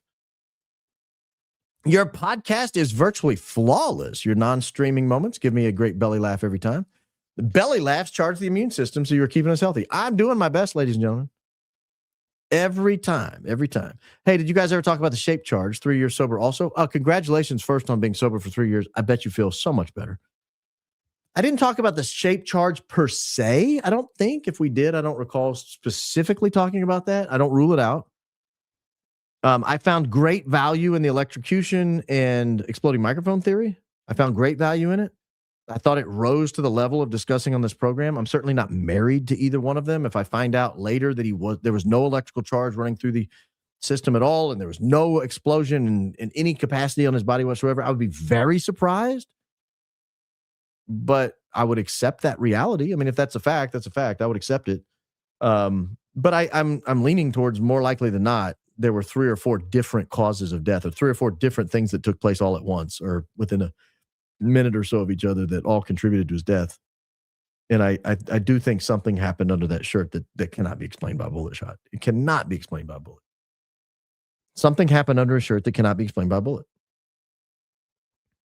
including the very first frame where the back of his T-shirt does this, and no bullet does that. It's not going to happen. So I hope that answers your question. I'm not trying to duck it. Have you checked if any of the people that Israel and DC searched prior to 9/10, whether they are participants in the GATE program? I've not checked. I wouldn't know how to check. I don't think there's a public list of GATE program people. I will say this about the GATE program. I think I think it's probably beyond dispute. I haven't really gone into it deep, and maybe I'll cover it. I'll see what other people do with it first. Maybe I'll cover their coverage and give you my thoughts, kind of building on their coverage. But I think the Gifted and Talented program, I know Duke had one called TIP, the Talent Identification Program. There was the Gifted and Talented Education Program. There was one, it was called TAG. There's some other program. I truly believe this is perhaps used for good purposes, but probably also used for nefarious purposes to identify special kids. And I know I can't say how I know, but I know that there have been public things that were released that everybody, like, it becomes a cultural phenomenon and everybody's jumping in trying to solve a puzzle, or, do you see certain things in this picture, that picture? And those are being monitored. I know that for a fact. They're being monitored, and certain people are being identified based on their answers, and then approaches are made. I know that. I can't tell you how, but I know it. I know it for a fact, Jack, that they're recruiting tools. And yeah, it's so. But I haven't looked to see if any of them are related to this case in any way. Question from the Grumblers. Congrats on your Hoosiers. I'm a huge fan of the other Indiana team. Question. What was your favorite part about being on Candace's show, besides being the Queen Bee guest? Love your show. Favorite part? I I'm a broadcasting nerd. My favorite part is how much they get out of that set, that space they use. It's really remarkable how well they use that space, and how well they were able to build that out. I know that's probably the unsexiest thing you've ever heard in response to that question. Um, but that's probably honestly just the broadcasting nerd in me, my favorite part. I stood in their little production room and just examined the equipment for like 4 or 5 solid minutes trying to memorize what all they had and where like how it functioned and how it was all put together and what the different stations were doing. Um, and then sitting on the actual set, looking at how they had camera situated, light situated, how they created depth of the background, because there's not a lot of depth in that background, but they create it really well. Like I have good background depth. I can't touch any of this stuff back here. She's creating background depth that you can touch, and it's remarkable how well they do that. And that's nerdy stuff, but that was honestly probably my favorite part. And I hate to say that. I wish it was more exciting. That doesn't mean I didn't love all the rest of it. Doesn't mean I didn't love some of the topics we covered. They were fun. Doesn't mean honestly though, laughing at the end, really belly laughing on air like that with someone else, you don't get that much. Like that does not happen very often. And it was a truly wonderful moment in my life. Being able to throw your head back in laughter is so good for the soul. Being able to throw your head back in laughter with someone else who's also throwing their head back in laughter, it's communing. It's communing. I don't know any other word for it. It is communing. Loved your rapport with Candace. There's your belly laugh. I was talking about, wish you guys had time to talk about dreams and demons and spiritual things. We did before the show. And we have outside of that, War Eagle class of 2010, War Eagle. God bless you as well. We did. We did talk about it, just not on air. You only get so long. A show can only be so long, and then we went an hour and a half. That's long for her show. Her show's usually closer to an hour. Baron, your statements do not get enough love. Oh, they're your art, your craft. Please keep doing these. I value every single one. Yeah, I was talking to somebody today, and I was like 600 words into writing it, and I was like, I've got like several hours left to write, so I got to go. It takes a long time to write those. They are a labor of love. I'm really thankful you said that. Those probably are my favorite part of the program because they're developing a story. They're developing an idea. They're developing a theme. And I'm enjoying, you guys all coming along on this process. It's fun. And I love to write. I genuinely like to write. So thank you. That's very, very kind of you to say.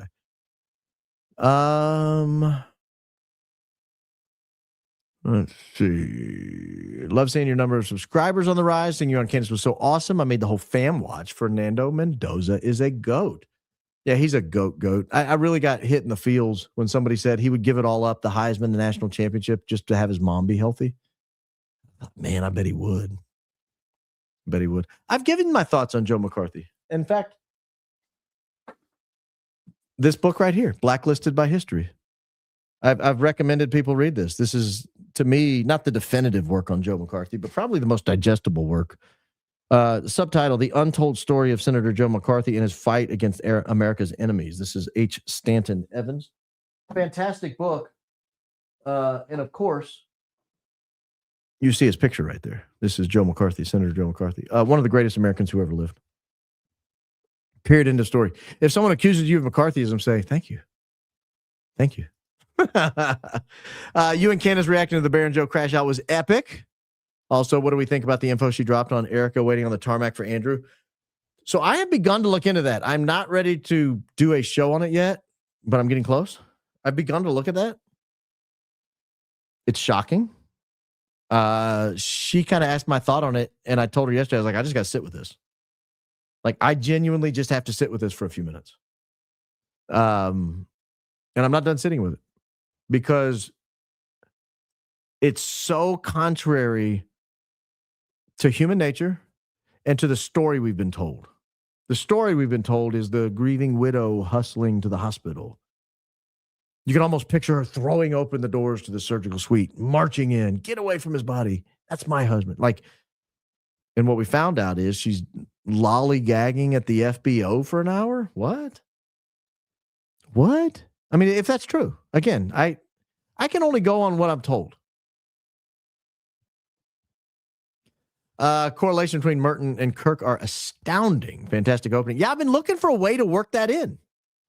I've been looking for the right day to introduce that. And today's felt like the right day. It's finally felt like the right day. So I'm glad you feel that way. I think I'm pretty convinced Thomas Merton was murdered by the government. And I'm pretty convinced Charlie Kirk might have been. You did a great job yesterday. The jump in subs were well-deserved.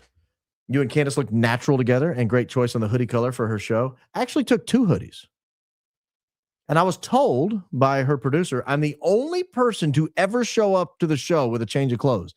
And I did. I took two hoodies, only 1 pair of jeans and 1 shoes, but 2 hoodies.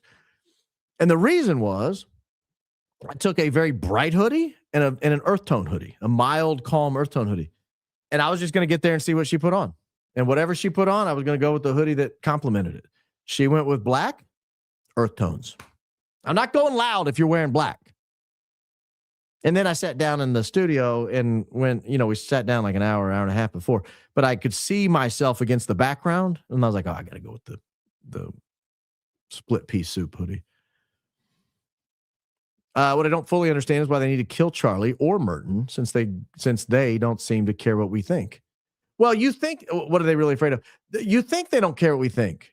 They do a little. Like they don't care to an extent. They do care if 98% of the country opposed the war in Vietnam, they would not be able to prosecute the war in Vietnam. People would stop signing up. You would have a revolt on your hands. But if 30% or 40% don't, well, they don't really care. You're right. They don't much care. Or even if 50 or 60% don't care, they don't like it. They kind of, whatever. But a guy like Merton, I don't know if you've read his stuff. He's so compelling. He is so good. I don't care. Like I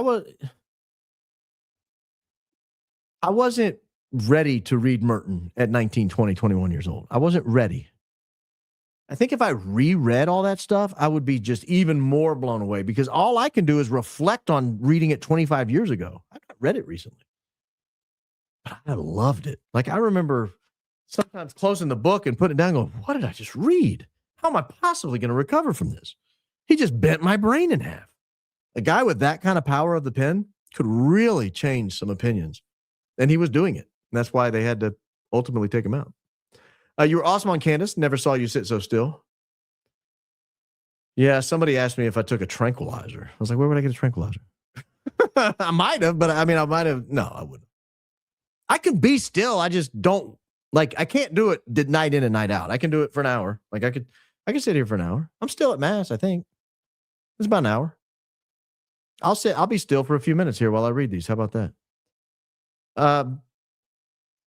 Baron, thank you for being you. Don't be so hard on yourself. Your word is more important than the production. You will get there. Oh, so you're saying it's lacking. Okay. See, this is where I'd be moving all around in my chair, coming in close to the mic. Not right now. I'm being still, baby. Lisa Ann, you got lucky you sent it when you did. We will miss watching your videos on mute as it is a much-loved feature of your show. Hopefully, one day you'll have to miss it because it's going to change. Just like me not moving right now and me staying pretty still. I feel like Ian. He sits still the whole time.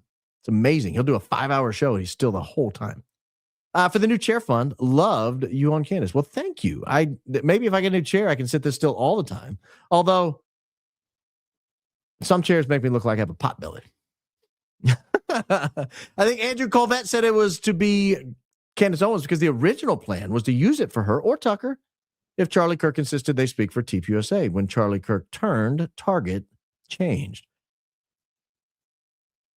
Well, that's interesting. I hadn't considered that angle of it. My take on it was supposed to be you is a little more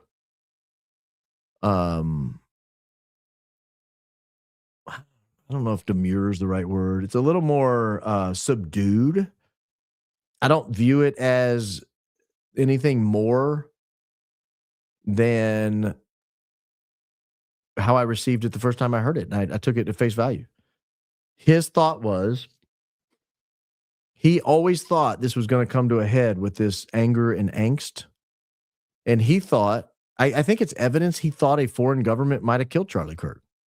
Because his thought was, with everything that was going on, all the pressure on Charlie Kirk for having you guys, I can't sit still any longer. Sorry, guys. It's not going to work. All the pressure going on to Charlie Kirk, about hosting you guys, he thought it was supposed to be you. Because if they just took you guys out, then they wouldn't have to worry about it. If they just took one of you out, the others would get in line. Why would they go after Charlie? Yeah, Charlie was getting a little squirrely on the foreign policy issue, but taking out a Candace or a Tucker would have solved that, because Charlie would have looked around and gone, not going to risk that. So I think it was supposed to be you, was Andrew saying, I knew it was going to come to a head. I knew someone was going to die. I just thought it was going to be you. That's how I took it. That's how I took it at the time, and I'm not convinced it's something else. But it's open for debate because it's not defined. I truly hope you don't change your show into a flawless production. The mistakes give it character and authenticity. I hope you don't change your format, monologue, interaction with the chat, laid-back style, etc. Basically, I hope you don't change anything. Well, common sensing it, I would never change interacting with the folks because that is my favorite part of the program. My second favorite part is the opening statements, so those aren't going anywhere, although those are by far the most time-consuming part of it. It would be very easy to just fire up a microphone and start talking about the news of the day and then go to comments. That would be a pretty easy show for me to do. I feel like I could do that. I pay enough attention to the news. I feel like I could just pull up news articles and start talking and put a show together. I did it on the radio for years. But doing the openings to me gives me a way to tie in all the things that swim around in 46 years of my brain's development into the topics I want to cover on that particular day. So I come up with topics and I think, okay, based on these topics, what do I want to say? Sometimes I'll come up with the topic, the opening first, and then think which topics that I want to cover will fit into that. That's what happened today. I had the opening. I knew today was the day I wanted to cover it. And then the topics fit into the opening, in my opinion. So, yeah. Thank you, though. Very, very kind of you. Very, very kind of you. Wife of Finn is back. Wife of Finn. Still proud of being a Finn, I'm sure. The intervention was because they didn't really want to do it. Pushed him to renege to save his life. That's Renege, if you ever spell it in the future. Renege. Neg, like egg. Just want to be clear on that one. He refused, and the plot had to go on. Okay. I'll allow that. I have his Bible. Whose Bible? Should I start using a different one? I've used it for 8 years and highlighted and such. So disappointed. You talking about Greg Laurie? Well, I mean, it's not like he wrote it. I think Mark still wrote Mark. I mean, assuming your version isn't too far gone. Look, I'm not telling you what Bible to read. That you'll never hear me do that. My heart stopped when you mentioned Thomas Merton. 15 years ago, I came across his prayer and has gotten me through many hard times. Highly recommend reading for everyone.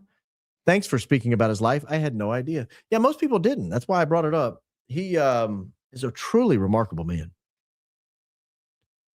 I mean, he's a mystic on the order of some of the all-time greats in the church. And, he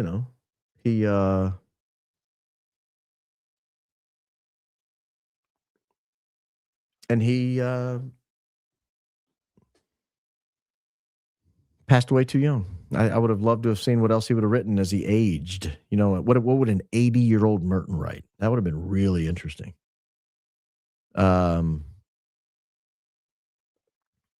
Let's see here. This guy's yelling. Do I have to screen this, PG Whitaker? Can I just read it softly? We'll act like you didn't scream it out. These churches, the ones FARA Reg talked about geofencing, this will bring in more than congregation to target with propaganda. Keep doing your thing. We got the end. You made us proud of Candace. Well, thank you, Mr. PG Whitaker. Yeah, these churches, they're geofencing. If you decide to go to one of these events, I noticed there's one in Nashville, and I'm kind of interested in maybe potentially going. I would not take my phone. No way I would take my phone. No way. In a world where Philadelphia minions on midget horses and Joes roam unhinged, sprinkled with mints, two evil eyes sparkle with cease and desist glee. Show me the money. This year, brought to you by Turnin' Profit USA. Make heaven crowded. I'm personally offended by that title. We sent our loved ones to the heaven from the COVID hospital protocols and injections. Close to 900,000 from protocols alone, still being done. They're still using those same COVID protocols? For a purple hoodie, for Marissa's voice. Keep fighting for justice for Charlie and truth. Now I got to get a purple hoodie, don't I? Now, to get a purple hoodie, I'm going to have to expand outside of the essentials collection. And that's going to be a big step for me. I don't know what the material on those are. I don't know how they're cut. You see how perfect this one hits just the outside of my shoulder? Never has a hoodie fit so nicely. Never. But also, that's a very generous donation. Really glad you brought up Merton. Always thought it was murder. Kirk and implications are critical investigative work. Thank you for sharing your faith. Pray the rosary. Thank you. Thank you. Very kind. Blue Cheer back with her horse and nothing to say about it. Thank you. Very generous, Blue Cheer. Always very generous, Blue Cheer. Great collab last night. It was obvious Candace felt herself with you. Question: what are your thoughts for the push for speedy trial? Why? I think it was just really nothing. I know different people are trying to read different things into it. I read nothing into it. Honestly, nothing. And it's not going to happen because there's discovery, and the discovery is going to take forever. So I don't read much into it at all. I only covered it because so many other people were covering it. Bingo. Bingo indeed. Bingo indeed. First super ever. I see where you're going with your opening. Iran, the harvest story. Sounds like the Camp Cook all over. Okay. Well, thank you for the super, Gloria McConnell. Very kind, very kind. You wore my favorite color. It was neat seeing that you are a full-size human on campus. Go, Baron, go Max Christian. Thank you, my new five sisters 19. I do have legs. I've stood up in here before. Look, legs right here.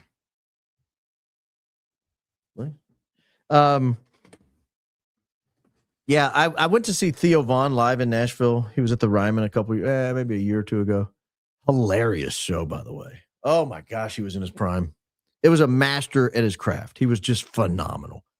But I went to see him live, and his first bit, he walks out. He's like, I bet y'all didn't know I had legs, did you? Because most everybody just sees him from the chest up on his show. And he's like, no, I got two of them. It was funny. I thought about that. Really glad Candace played the Joe rant. You were very calm on her show. Wasn't sure people would have gotten the real Baron. Oh, that's the real Baron screaming with a purple face at a woman named Joe? Oh, my gosh. I'll allow it. Charlie's legacy's been infiltrated by the demonic. Agreed.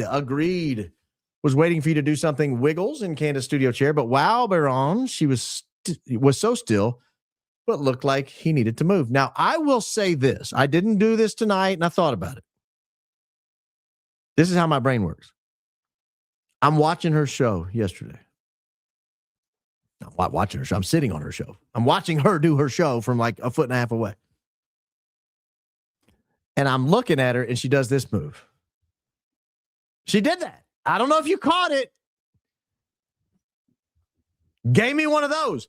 And I thought, is she talking to me? Like, is she signaling? I got you. I'm going to do it. People will see me do it, and then they won't give you a hard time about doing it. I didn't go back and watch, for that. But she did it. I'm telling you, she did it. Why is this pulled up? Oh, my gosh. Hey, hold on. You got to see this. I do have legs. I went to the YouTube to see if I could pull it up. Check this out. This is a young Baron. What year was this? 7 years ago. 7 years ago. Look, that's a young Baron right there with legs. So see, I do have legs. I exist. I'm a real person. I'm a real person. But yeah, I went to YouTube to see if I could find her show real quickly, and I was going to show you but I'm gonna have to go back and find it. I'm not going to do that to her though. I'm not going to play it for you because I don't want you guys to think that what I have is catching. You get around me and you start picking yourself out of your chair when you. Thank you, Len, bro. You don't want to pick yourself up out of your chair. Clock Tower X FARA filing Echo 2020 TPUS payment to Clock Tower LLC for $9.99 in research of 6/11/25. Delaware LLC created 8/27/25. Contract dated corner. Contract body green box blank. Corrected in 12/25 to 9/8 green box. So yes, that actually was on the show run today, but I'd already gone an hour and 10 minutes. And so I figured I would cover it either tomorrow or Friday. So stay tuned, Dom, if you want to hear that. Hear all about Clock Tower. We're going to fill in some more of the gaps here in a minute. It's worse than what you just described. Much worse than what you just described. I just saw Erika's now asking for a speedy trial. Yeah, that was back in September. She's been asking for a speedy trial. She's been asking for a speedy trial. They want you to pay money to pretend to experience a terrorist attack. I think they want you. I don't think they're asking you for money. I think it's not like an amusement park ride. I don't think you have to buy a bracelet or something. I think they're just trying to indoctrinate people. I mean, they're just, put on this VR headset and sit down and you'll believe what we tell you. The other two female speakers tonight are from Girls Gone Bible. I don't know what that is, but it sounds inappropriate. Just when I think Erika can't get any worse, she goes beyond. It actually breaks my heart. Yeah, I saw that and didn't know what to make of it because obviously that's a hearkening back to the Girls Gone Wild thing from the 90s, which was degenerate, to be kind. And I don't know why, if you're a Christian show, you are purposefully naming it after a porn show. Like, that's weird to me. Like that, I don't know a lot of famous porn shows, but that one was like on. I mean, they ran ads on that forever. And that's weird to me. That's weird. That is so weird. Love you, Pastor Lori's a good man. I mean, maybe. Honestly, though, if he's preaching all that stuff, I'm not sure. Erika filed a restraining order against Tyler Robinson. He's in prison. I mean, he's in jail. He's not going anywhere. If that's true, that's foolish. My Sunday school teacher's having us read Greg Laurie's book, Tell Someone. Now I have the ick. I do have a question. Do you think World War III is going to happen? Also, I sent you an email, subject important, about Rob McCoy. Do I think World War III is going to happen? It depends on what you mean by World War III. We could argue that World War IV has already happened. I made that in an opening statement the other day. There was the first World War, which was all the wars of independence in the late 18th century, and then there was the Second World War, in my opinion, which was basically the whole world was on fire at the same time, fighting each other on 4 different continents from we'll call it 7 or 8 to 1815 to 18, somewhere in there. I mean, it was a horrific. We like to think of it as the era of the Napoleonic Wars, but it was a lot, man. The War of 1812 here in the United States was going on. There were wars in Africa, wars in Asia. So, I mean, it depends on how you define World War. I mean, if you're talking about a totalitarian war that destroys all of humanity, no, I don't think that's going to happen. I mean, not anytime soon, not in our lifetimes. But do I think there will be large-scale global conflicts? Yeah, of course I do. Someone in chat said Show Faith by Works wasn't even a company until July 2025. Wild or true? Yeah, I have the formation date. That sounds about right. I don't know the exact date, but that sounds about right. Clock Tower X's FARA amended 1226. It says adding term and consideration for it and no other amendments made. Salem founder removed. COO resigns. Top talent neutralized in the weeks before OG filing. Normally you see price for services revised. No. So I have that amendment right here. It was filed on December 26th and then amended to include language about the Israel relationship on page 1. And then the final services agreement date was added to September 8th. I mean, I've got it all here. We're going to go over it one day. You guys just hold tight. We'll get there. It's worse than the Show Faith by Works one, to be honest with you. Can I link the doc list of churches? So how you just go to the FARA website, FARA. If you search like FARA registration, you can go and you can, there's a whole way to search that. You just browse by whatever. And if you click that and hit Show Faith by Works, you can scroll down and pull up the registration form. And it's all on there. I don't know that I have the actual link handy because I have the PDF. I might have it in here. Oh, yeah, I do have the link. I'll try to remember. But if not, go search the FARA website. You'll find it. Baron, 1 R. No, not a second R. What are you doing? There's only 1 R. Long-time listener, first-time super chatter. Love Merton and Seven Story Mountain. Halfway through New Seeds of Contemplation. Just went on a retreat at Gethsemane this fall. Thanks for sharing. Well, Dave, you are on the path to spiritual enlightenment. New Seeds was great. I need to read it again. I remember liking it more than Seven Story Mountain. I remember that. I do remember that. I did clip the Joe clip out. You can see it. I put it on the videos. That was Candace's suggestion. She said, you need to clip it out and put it up. Okay.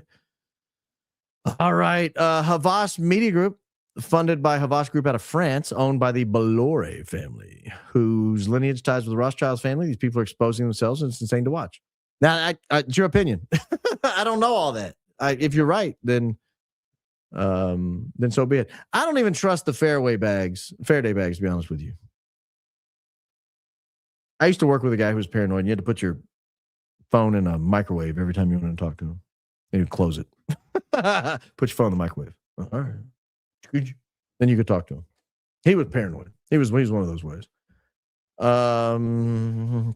There's so much more. They're training LLM, created 20 plus apps developed by Superfeed, Erika's mother, and Boyer, all developed in Ukraine. The app allegedly should track users. It goes so much deeper. Yeah,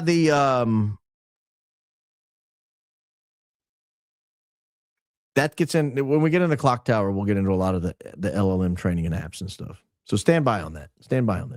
Don't conflate the two. Baron, I'm so happy for you. You did a great job on Candace. You sat so still. You're closing in on 180,000. Yay. Let me see where we are now. We were at, what did we say we were at the beginning? We're at 179,215. Come on, guys. You can do it. If you're not subscribed, now's your chance. We'll get to 180,000. That's half of 360. You know what 360 means? That's a circle. That's a circle. How many likes do we have? Come on, guys. Don't let me down. 8,500. That's weak sauce. We have more than double that on the live right now. Go click the like button. It is the easiest way to support the program. Subscribe and like. It furthers the reach so much. Brilliant Candace Owens show. It's a war on our mind. So evil and manipulative. How is this legal? Surely there must be some Privacy Act. I'm I'm concerned there won't be justice for Charlie with Erika applying for a speedy trial. Don't worry about the speedy trial stuff, guys. Don't worry about that. Let that there's so much to worry about right now in this case. There's so much in this investigation to worry about. That is not something that should take a single brain cell of time. So don't let that occupy you. Michelle Meth. You got meth in your name. That's weird. I'm not gonna lie to you. I want to come up with an innocent explanation for that, but I can't. So dial it back. That's why are you so anxious about the? You're probably so anxious. The meth is not helping. I'm kidding about the meth. I'm sure that's a normal last name. I've just never heard it. Lloyd Sparks worked at Fort Huachuca and Romania and Harvest Church with Greg Laurie. Worked with Otto Buscher. See Erica's RA vid. Lloyd and Otto accused in court doc regarding trafficking, CIA Bible smuggler. Emailing you all sources in way more detail. Yeah, please do that.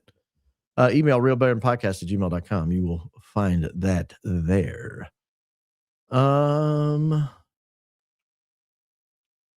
Over 55 here. I can tell you when the big push started to persuade Christians to support Israel, Jewish culture, 2004-ish, Israel merch was flowing. It was before that. That might have been when you noticed it, but it was way before that. Way before that. Because I have from CPAC, 98 maybe? 1998. This was in Crystal City, Marriott in Arlington, Virginia. And they hadn't done it there since 9/11. So I know it was before 9/11. I have one of those America-Israel flag lapel pins. And that was, I mean, they were like, Netanyahu spoke that year. And I used the restroom next to Charlton Heston. I was like my brush with fame at the time. I was like 19 years old. I'm going to the bathroom and looking up, and there's Moses right next to me. I'm like, Moses? There he was. I've received 3 unsolicited texts. How happy are you with Israel? Sent a junk file. I don't do unsolicited texts. Love you, Baron.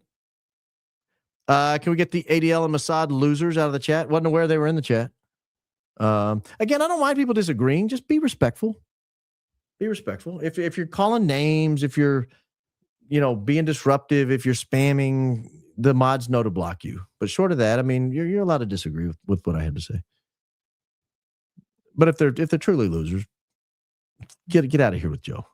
I'm 60-something and do not subscribe to the talking points in the FARA. My son is 35 and he does and defends Israel. Drives me nuts. Well, what did you do? I kid. Show Faith on record as canceling the geofencing campaign due to pushback. I don't buy it. Not for a second. Baron, you were awesome on Candace Owens. So glad you chose the hoodie. How many secrets did she tell you weren't allowed to share? Yeah. We had some wild conversations. I'll tell you that. Whitney. We had some wild conversations. Anyone else have hand rubbing little hefty? I'm tired of the Forever Victims Club. I have not heard it put that way. This is your invasion of your brain. Thank you for $20. Zammit. Considering the massive influence campaign being orchestrated, only time will tell if we're sheep or fully embrace America first, because if this doesn't tick you off, it should. I said yesterday in her show, and I've said it on this show before, 2 criteria if you want me to vote for you. You better be a professing Christian. That doesn't mean you've lived a perfect life. It doesn't mean you've never made a mistake. It doesn't mean you haven't done a wrong thing here or there. It just means that you tell people, I believe in Jesus Christ, and I am trying my best to live my life in accordance with his teachings. Like, that's number one. You don't say that I'm done voting for you.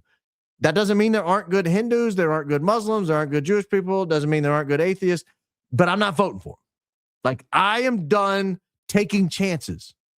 And there have been lousy Christians, but at least I know that they think it's important that they tell you that they're Christian. It's an insult, frankly, if they tell you it doesn't matter. It matters.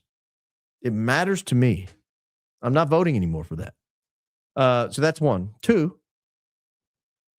if they profess any hint that there's a priority higher than the American people and the American way of life and the United States of America and American sovereignty, if anyone gives me a hint that that is not like 90% of their concern, then I'm out.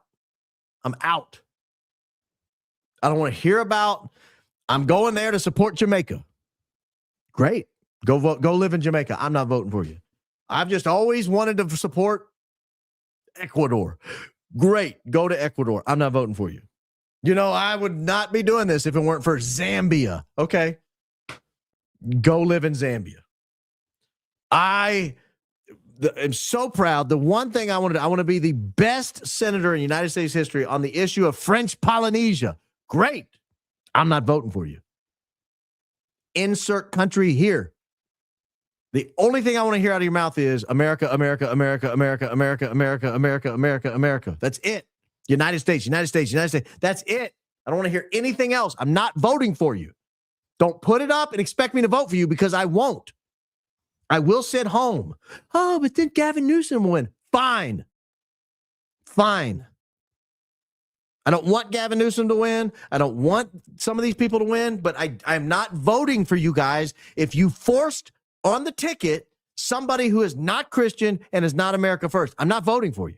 Period. End of story. And I'm not shy about it either. I'm not hiding from it. Never, ever would you hear a priest pastor talk about Israel in an Icelandic church or elsewhere in Europe, apart from England, maybe. This is not normal, and all Christians should be outraged. Well done, Sir Baron. Yeah, I'll be honest with you. I don't hear much. I'm Catholic. I don't hear many politics from the pulpit in a Catholic church. Not many. I mean, very rarely, and almost never is it. You just don't hear it. Don't hear it. So I don't know. I don't know why it's so common in some churches. Like, give me Jesus Christ. Give me Christ crucified. He lives. I sin. I'm going to hell if I don't repent. Like, I need some of that. Throw some fire and brimstone at me. A little pew on fire next to me be all right. Remind me what's coming. You imagine you going to church and instead of the sparklers coming off the stage like Erika Kirk's giving a speech, they come out of the pews next to you. Then the priest is up there like, "You're going to hell. You're going to hell." You're like, "I don't want to go to hell." Well, then repent. Oh, now that's my kind of church. Where do I sign up? You give me a priest like that, I'll drive across the state. Can a proud Zionist genuinely expose a Zionist org? Zach from Wolves and Finance, a Zionist who hates Candace. Huckabee's fanboy. Vid Zach Candace Owens in trouble on his channel from August 2025. Is he controlled up? I don't think he's controlled up. He can have, I wouldn't vote for him, but that doesn't mean I don't support him. I support the independent investigation he's done into TPUSA's finances. He's broken news.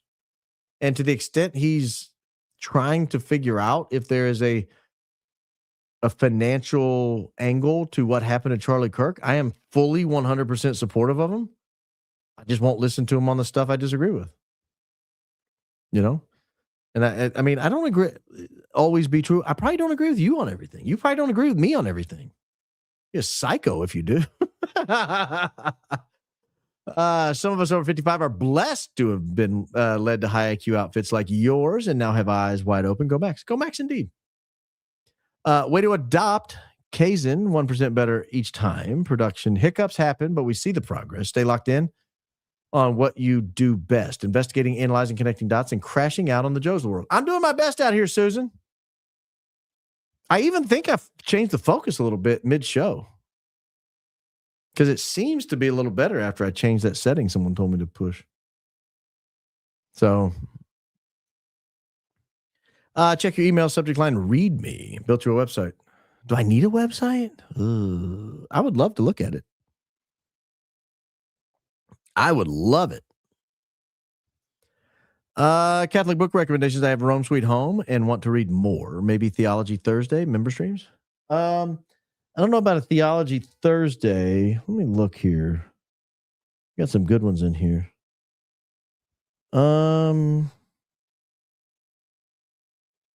If you liked Rome Sweet Home, let me see here. How heady are you, Hannah? I've got one that's pretty dense here, but I really like it. Hang on. It's right here.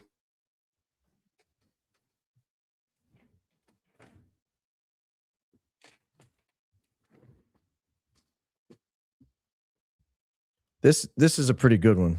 It's dense. I'm warning you. It's called to Communion. It is from the former Cardinal Ratzinger turned Pope Benedict XVI. As you can see, it's small print, but it's got some margins in it. It's good stuff. It's a really good structural understanding. You can see I like to mark when I read. You get all these notes and underlines and things. There's a lot in here. It's only 160 or so pages, and they're small. Like, you see how small this is, but it's dense. Like, this is the type of book you read each paragraph 2 or 3 times. I really like it. Very, very good. But it's a challenging read. I'm not gonna lie to you. It's a challenging read. But if I had to pick something off that shelf right there, just a high IQ outfit. I think you got it in you. I think you've got it in you. That's where I would go next. It's dense. But sometime when somebody says, "Where y'all see that Pope in the Bible?" you'll say, "Oh, well, let me tell you about Petrine supremacy," and you'll have a whole argument lined up. It's great. It's a great book. Please post link to the list of churches so we can all start calling and raising issue with allowing foreign governments to impede on our right to religious freedom. Now, I don't want to do that. I don't want to be the person that causes that kind of a response. That's not me. Like, I'm not let's go out and start calling people. Like, I don't want people showing up at these churches and raising hell. It's not really my personality. But you can find the list. Again, FARA registration. If you look up the FARA registration for, what was it called? Show Faith by Works. Show Faith by Works. You'll see it. Now, I don't think those churches necessarily were in on it either. It didn't say they got the permission of those churches. So, Barron was so still during his visit with Candace. That is until she played the Joe Crash out. I saw him wiggle and do his half stand up and down during that. I was laughing as hard as Candace. Great episode. Cheers. Hey, I'm doing my best out here. It's hard for me to sit still for an hour and 25 minutes, and that was a long show. And I'd been sitting for an hour leading up to it. So keep that in mind. They knew Charlie would be gone on the dates on this and Christian outreach through various grassroots. They needed this for the 2028 election. FARA showed LLC file in Delaware on 6/11. These are large voter states. The California one doesn't really fit with that, though, because that California one's not flipping the 2028 election. And that's the bulk of the people they were targeting. So I think this is more sinister than that. I think you're giving them a little too much. I think you're letting them off easy by saying it's about an election. It's not about an election. Barron, you rocked on Candace's podcast. I've been immune to war propaganda since Vietnam. I had 80s friends who wrote books on Zionism, so I knew the truth. God's hand in my life, Christ is king. Christ is king indeed. Good. Be immune. Like, don't let them at you. Don't let them at you. Congrats last night. Do you think Erika went to these donor meetings? Do I think Erika went to these donor meetings was this the first couple times? Seems off she would be there. Oh, I don't know. I don't know if this was her normal thing or not. I can't remember if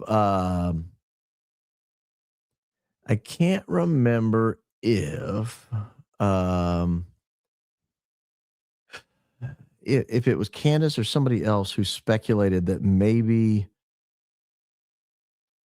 Erika was brought in because they felt like Charlie was wavering. I can't remember if that was public or not. I shouldn't have said that. I don't even remember if it was her, to be honest with you. Barron, Love and Sports Show, man. Prayers for you. I predict Candace starts an indie investigative journalism team and brings you on. I like being solo. Like, I like being independent.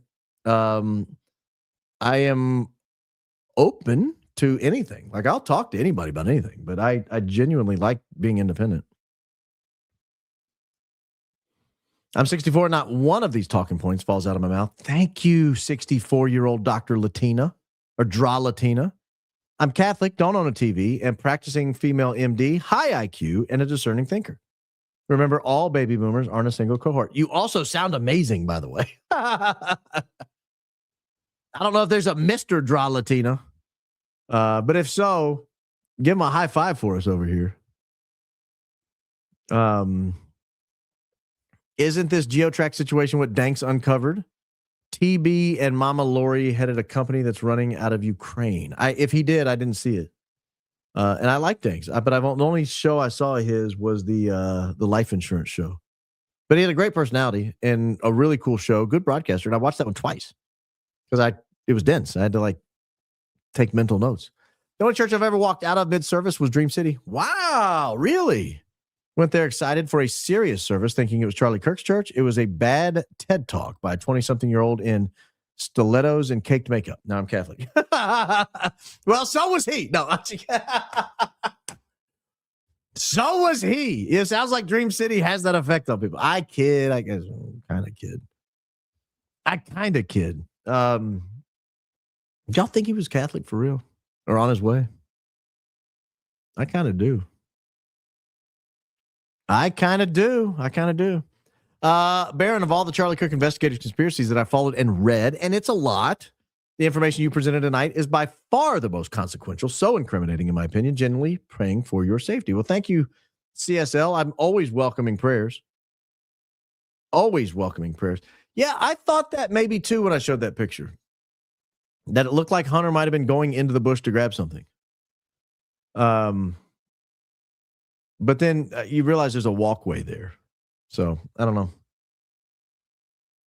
Yeah, this was a good question. He was the last person asking questions. Why is he not being questioned by police? Yeah, good question. Good question. So is it the fact that Israel needs our youth to support their upcoming war causing all of this? Charlie had to die because the largest population of youth followed his conservative values, been missing you while working. Well, ball jar water drinker, let me see this. I haven't had a single sip, I don't think, of my ball jar of water tonight. I was very hydrated the last couple of days. They probably thought I was using drugs at Candace's house. I had to pee like 5 times before we started. I was scared to death because I almost always have water right next to me. And I was scared to death that I wouldn't have water on the set. And so on the way to her house, I'm like downing water. And when I get there, I'm drinking water the whole time. And then when they told us we had like a 30-minute heads up, I like hit a whole body armor. And then all of a sudden it was like, I gotta go to the bathroom. And then 5 minutes later, it's like, oh, I got to go again. It was bad. I went like 4 times in 20 minutes. I felt like an old man. Yeah, I think there's something to that. If you look at the officer corps of the United States military, it's largely young Christian men, like conservative Republican Christian men. That's it. Now, those aren't the ones that necessarily make general, but those are the ones that enroll, enlist, or sign up to be officers, get commissioned. So there's probably something to that, to be honest with you. Watch this. You're obviously not watching my show because I'm on the air. Had to shame one of my friends who acts like he watches.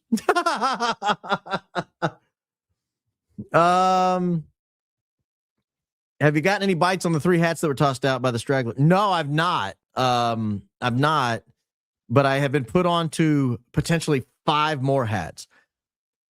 And maybe this is total coincidental timing, but when I reached out to one of them, all of his social media disappeared. And I don't know, maybe totally coincidental timing. But I was like, hey, someone told me you had hats. And then all of a sudden I couldn't get them anymore. I don't know if you blocked me or what. Hunter Kozak said in an interview he had to go to a hospital a few minutes after Charlie was shot for his sick kid. Looks like him, though. Well, that's interesting because that's more than a few minutes later. I'll have to find that. Thank you for telling me about that. That puts me on something. When will the Rumble members get access to member content? That's a great idea. I need to put that up on the Rumbler for the Grumblers. I didn't even think about it. I was thinking of a way to get the Grumbler members tied in to the member. That's a good thing. So when my sister gets here, you guys be patient with me on the Grumble side. When my sister gets here full time, starting in February, she's about 3 weeks away. about 20 days away or so. But when she gets here full time, I've got a list going of stuff for her to work on. And at the near the very top of that list is I got to get the Grumble stuff fixed. Like I got to get locals up and running. I got to get Grumble, all the member stuff. Someone asked me the other day, is there a Grumble app that they don't know about? Like, and I was like, no, it's Rumble. I don't know why I call it Grumble. Because I'll tell you why. Because the first night I was up there, they're like, you're ignoring us. I was like, you're new. I forgot you were there. But now tonight, I've not forgotten you're there, Grumblers. I see you. I see you, Has Canal, and Unmasked Nurse, and Sullivan F, and Jampon, and Spicy Grits Official. I see you guys. So yeah, I will get you your member content. I'll get you access to everything. Hey, it's Theo over here on this. Well, you're over here as well, though. And I don't give a dams on both as well. You guys. So my grumblers are artificially inflated. I figured this out. You guys aren't real. So yeah, when she gets here, we're going to take this production to the next level. I just got to get help. I got to have help. And I cannot ask my poor wife. She works harder than any human being I know, raising 8 children. Harder than any human being I know. Oh, speaking of, there's some severe weather coming into Middle Tennessee this weekend. I have no idea what it's going to do to the power, but it's supposed to be here Saturday. Ideally, I still have power on Sunday and can do my regular show Sunday night. My Sunday at 7:00 show is the longest running show in Real Baron podcast history, and I don't want to miss that show. It's my favorite show of the week, and I will do everything in my power to be on Sunday night. Even if I have to drive in a blizzard somewhere that has power and set up a camera. I actually bought a pack out that can I bought some foam and stuff. I can pack all my gear in and just take off, and I can do the show from anywhere. So I'm working on it. I love crows too. I love crows. Cultivated a crew of them at my house. Oh, you're so lucky. I've never seen birds go so crazy for a bird bath. They love peanuts still in the shell. Last summer, they started leaving me presents. Crows are the best. Smart birds. Smart birds. I'm not attending church on Sunday and may need to switch to libertarian. Started telling fellow nurses, hold please. May need to switch to libertarian. I don't know what that means as far as attending church, but you tell your fellow nurses to hold please. Hold please. $100. Thank you. Oh, I know you. I'll always be your biggest cheerleader and faithful fan. I'm so incredibly proud of you. That is, I don't know if I'm doxing myself. That's my mom. Hi, Mom. She figured out the super chat, apparently. He's up on the boomers, youngster. TPU focus is on the youth. Those of us who built the internet know the danger. Imagine the power of the Swifty Army geofence. Look at ByteDance and Larry Ellison, Oracle, and TikTok. I'm not being hard on the boomers. I'm just saying, like, everyone 40 and under is pretty much over the foreign policy blunders of the last 35 years. Almost everyone. Like, I rarely encounter someone young who's like, you know what we need to do? We need to get more Middle Eastern regime change wars. It almost never happens. But, man, when I'm talking to not elderly people, but, you know, just above my age, like 55 and up, it's like talking to a totally different group of people. They're like, yeah, but those Iranians, we really need to change their regime. I'm like, well, when's the last time that worked out well? Just, I'm open. I'm open to it. Show me an example. Show me an example. So I'm not trying to be hard on you guys. They're going to live stream Make Heaven Crowded Kickoff you were talking about. Starts at 9. Yeah, I'm probably not going to watch that. I might actually. Let's get out of here in the next 30 minutes. How about that? And I'll watch it. I've heard both you and Ian say you dislike Nick Shirley. I'm from Minnesota, so I'm curious why you say that. I think he's a plant. I think the story was spoon-fed to him. I could go into why. You want me to go into why real quick? You asked. You paid $20. I'll give you my honest answer. So I think Somalia, for the last, they have a very significant geographic location. The Horn of Africa is an incredibly important location. And right now it's run by Somali warlords and has been for decades. And they're being propped up by fraud from the American government. Just like, you know, one of the great industries around the world is you send people to the United States, you defraud the United States, and then you ship that money back home. It has tremendous buying power. The U.S. dollars going back over there. It's tremendous buying power. And the fraud that was taking place out of Minnesota was in the billions of dollars. Now, this is Somalia. Speaking of libertarians, it's like a libertarian paradise. They don't really have a functional government. There are whole areas that are not even really controlled. And so if you could cut off their funding, and it's well known that our friends in the Middle East, our greatest ally, wants to cut off the funding to Somalia and potentially take over portions of it. You would need to get somebody into Minnesota, feed them the story of the fraud, have them break it, and see if you can stop the fraudulent looting of the Minnesota taxpayer. And I think that's what Nick Shirley did. My opinion, I don't know if that's true, but it looks that way to me. I don't think a guy running around with an iPhone and a hoodie, no offense, I wear a hoodie, carry an iPhone. I don't think a guy running around with an iPhone and a hoodie broke the biggest story in journalism in the last 2 years. I just don't. I think it was spoon-fed to him. He was on Charlie Kirk's show the day Charlie Kirk passed away. You think? I mean, yeah. I'm just telling you. Thomas Merton was top 10 reading in 1980 as a freshman at Duke. Go Blue Devils and the Newman Catholic Center. So glad the youngins are learning about Merton. Yeah, Newman Centers are great, by the way. If you got a campus with a Newman Center, send your kids to the Newman Center. It is phenomenal what they do. This is a Catholic college organization, and they really help shepherd kids into a nice life of Christian faith. It's amazing what they're doing in these Newman Centers. So nice shout out to the Newman Center there. I'm a little partial to the Blue Devils because of Mike Krzyzewski. He was a Bob Knight disciple. They spoke highly of Knight until the day Knight died, and then even after. And yeah, Merton's phenomenal. Electric Universe equals Tesla and the Cabbage Patch Kids. I don't know what that means. I do not know what that means. Figured out gravity 20 or so years ago. It's simple in a way, but I haven't been able to put it into words. I hope you figure out how to write down an elegant explanation at some point. An elegant explanation for gravity or an elegant explanation for the electric universe? I could do that. It just takes a little time.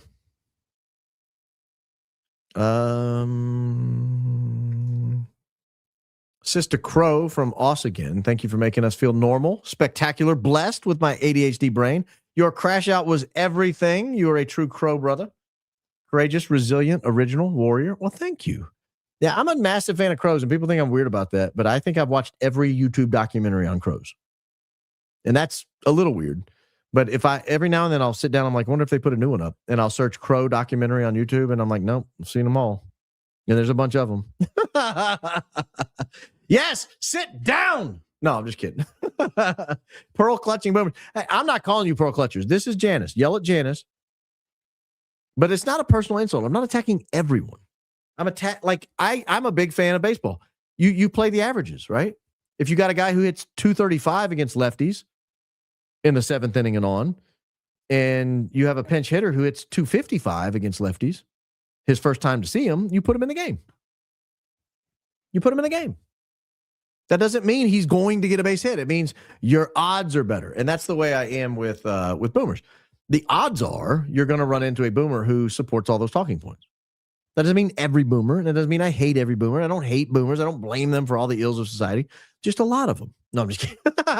I kid. I'm late. I live 30 minutes from Riverside. Should I go?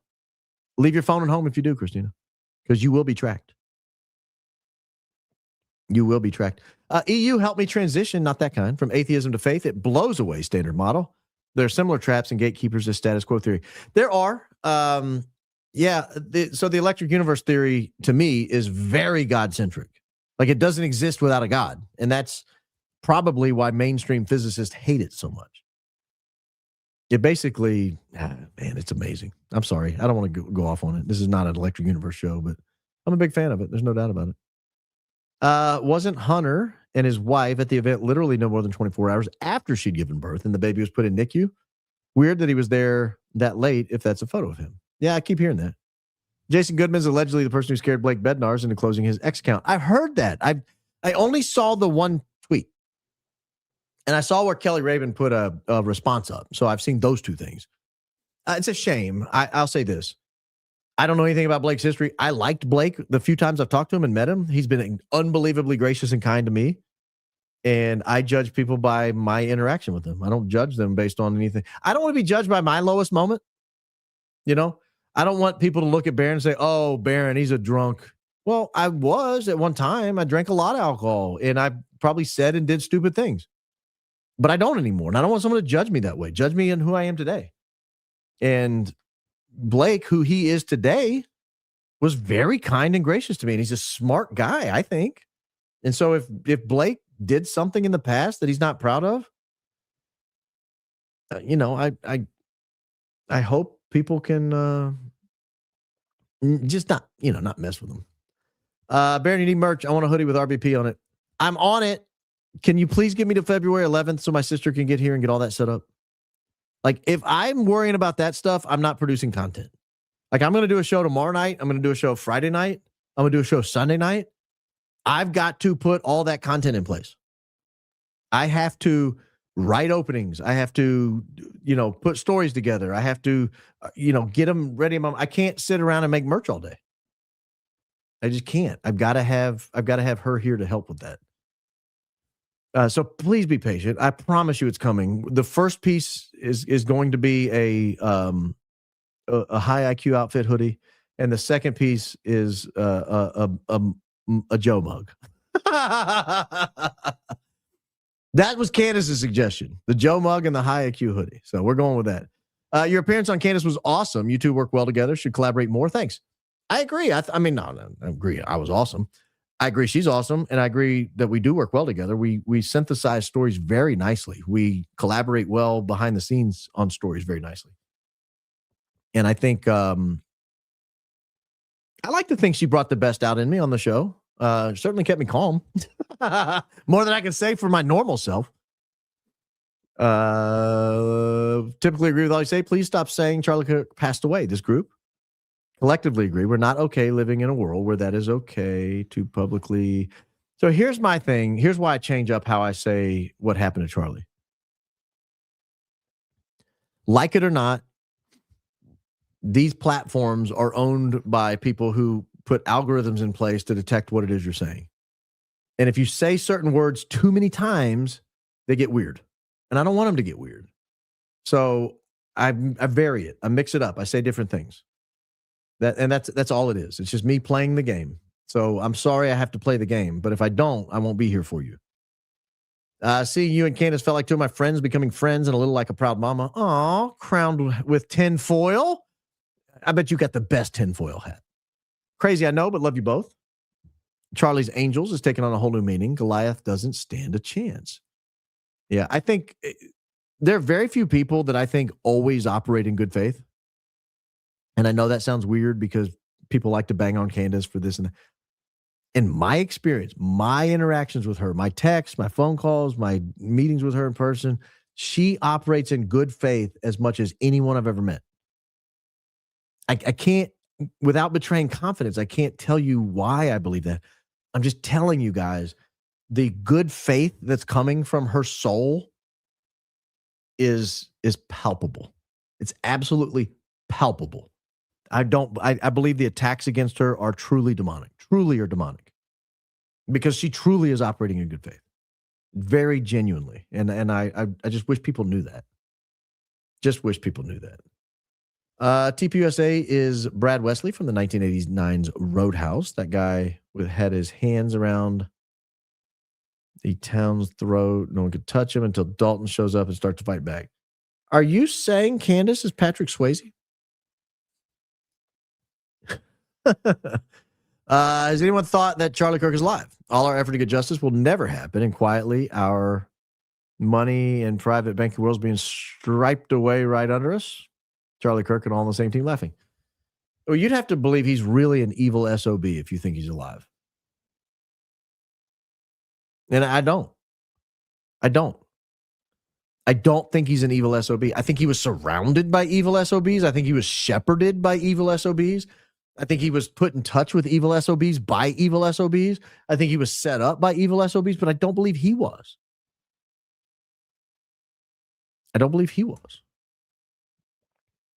So I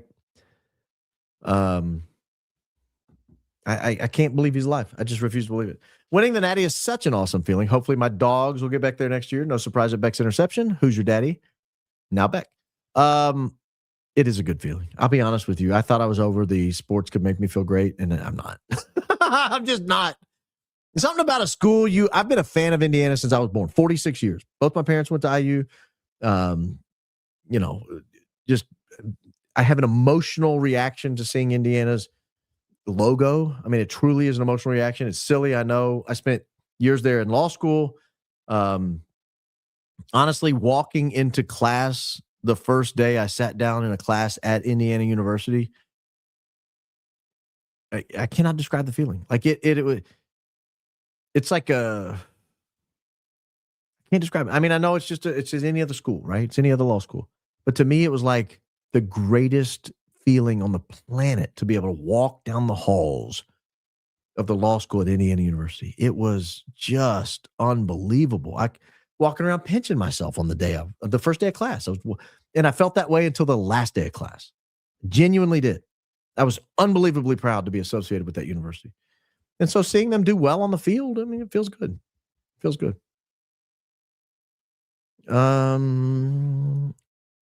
You rocked yesterday. Rewatched an old viral video with Cabot and his bro pranking their sister about a zombie apocalypse. Google brothers prank sister zombie and click on any link. The Ellen Show includes the whole fam. Is that Cabot Phillips?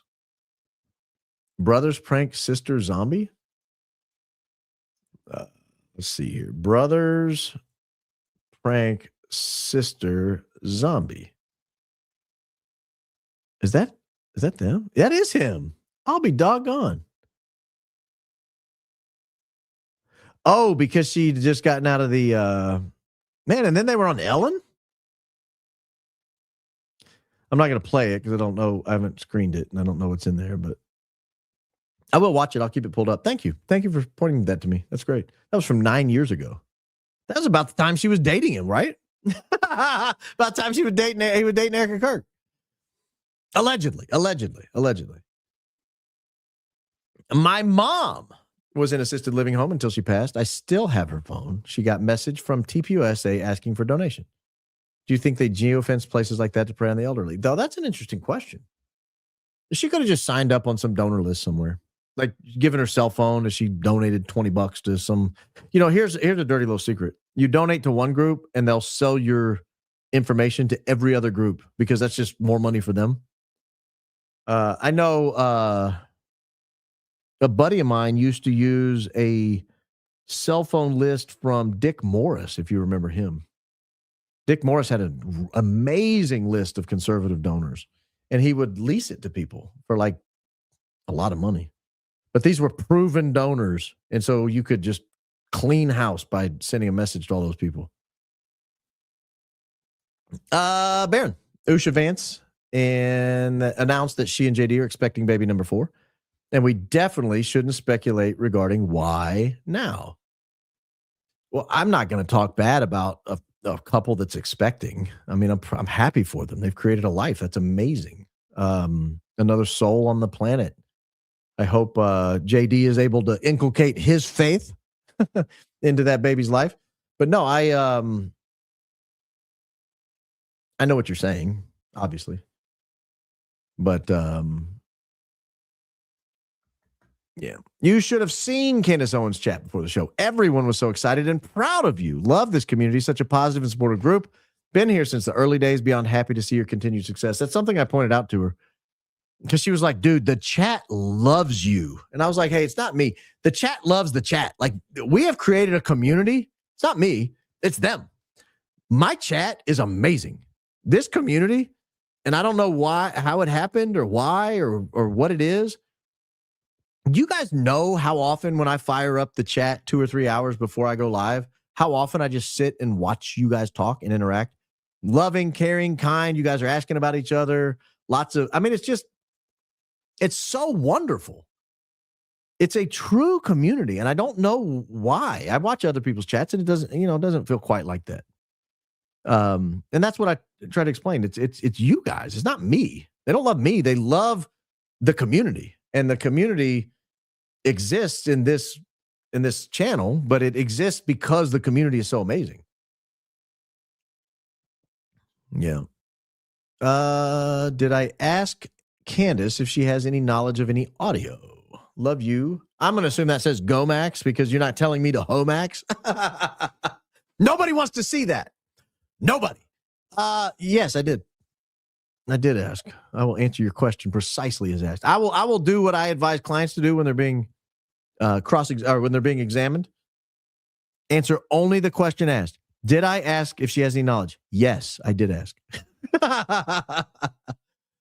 So Thomas Merton died from electrocution and had a wound on his neck when the body was discovered. I'm glad somebody picked up on that.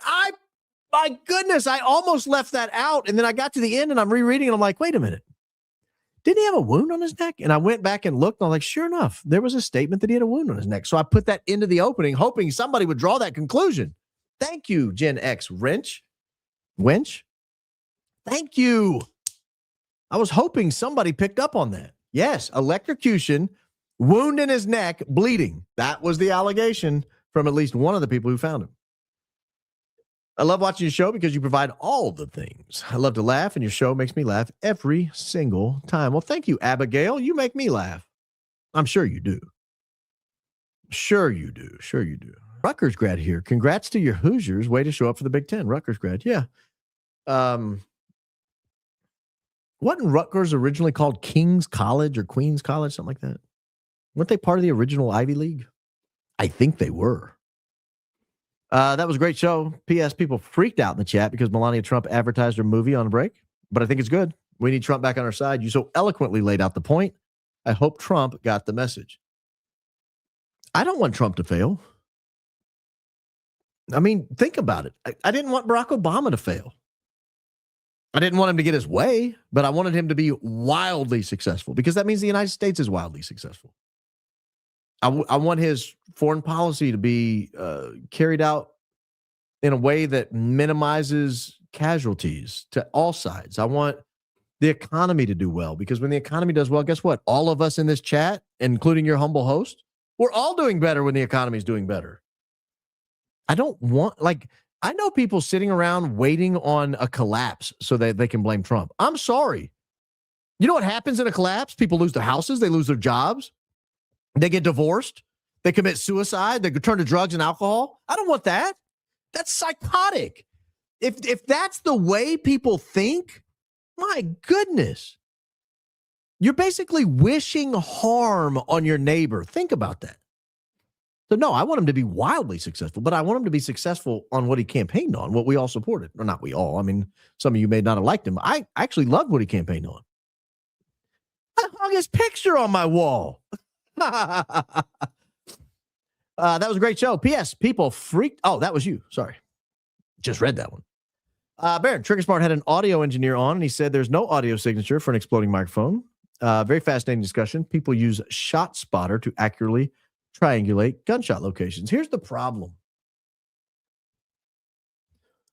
I don't know that we can trust all the video we have relative to sound. And I didn't see the whole thing. I skipped around that one. But I did watch big chunks of it, probably 30 minutes or more of it, skipping around. And I like Trigger Smart, great guy. He's been helpful to me actually with some of my visual issues. He's not only a talented broadcaster and podcast host, he's a very talented videographer, and he's been able to help me out get some of the settings fixed on my camera. And so I'm very thankful for him, very thankful for his show. I love watching it.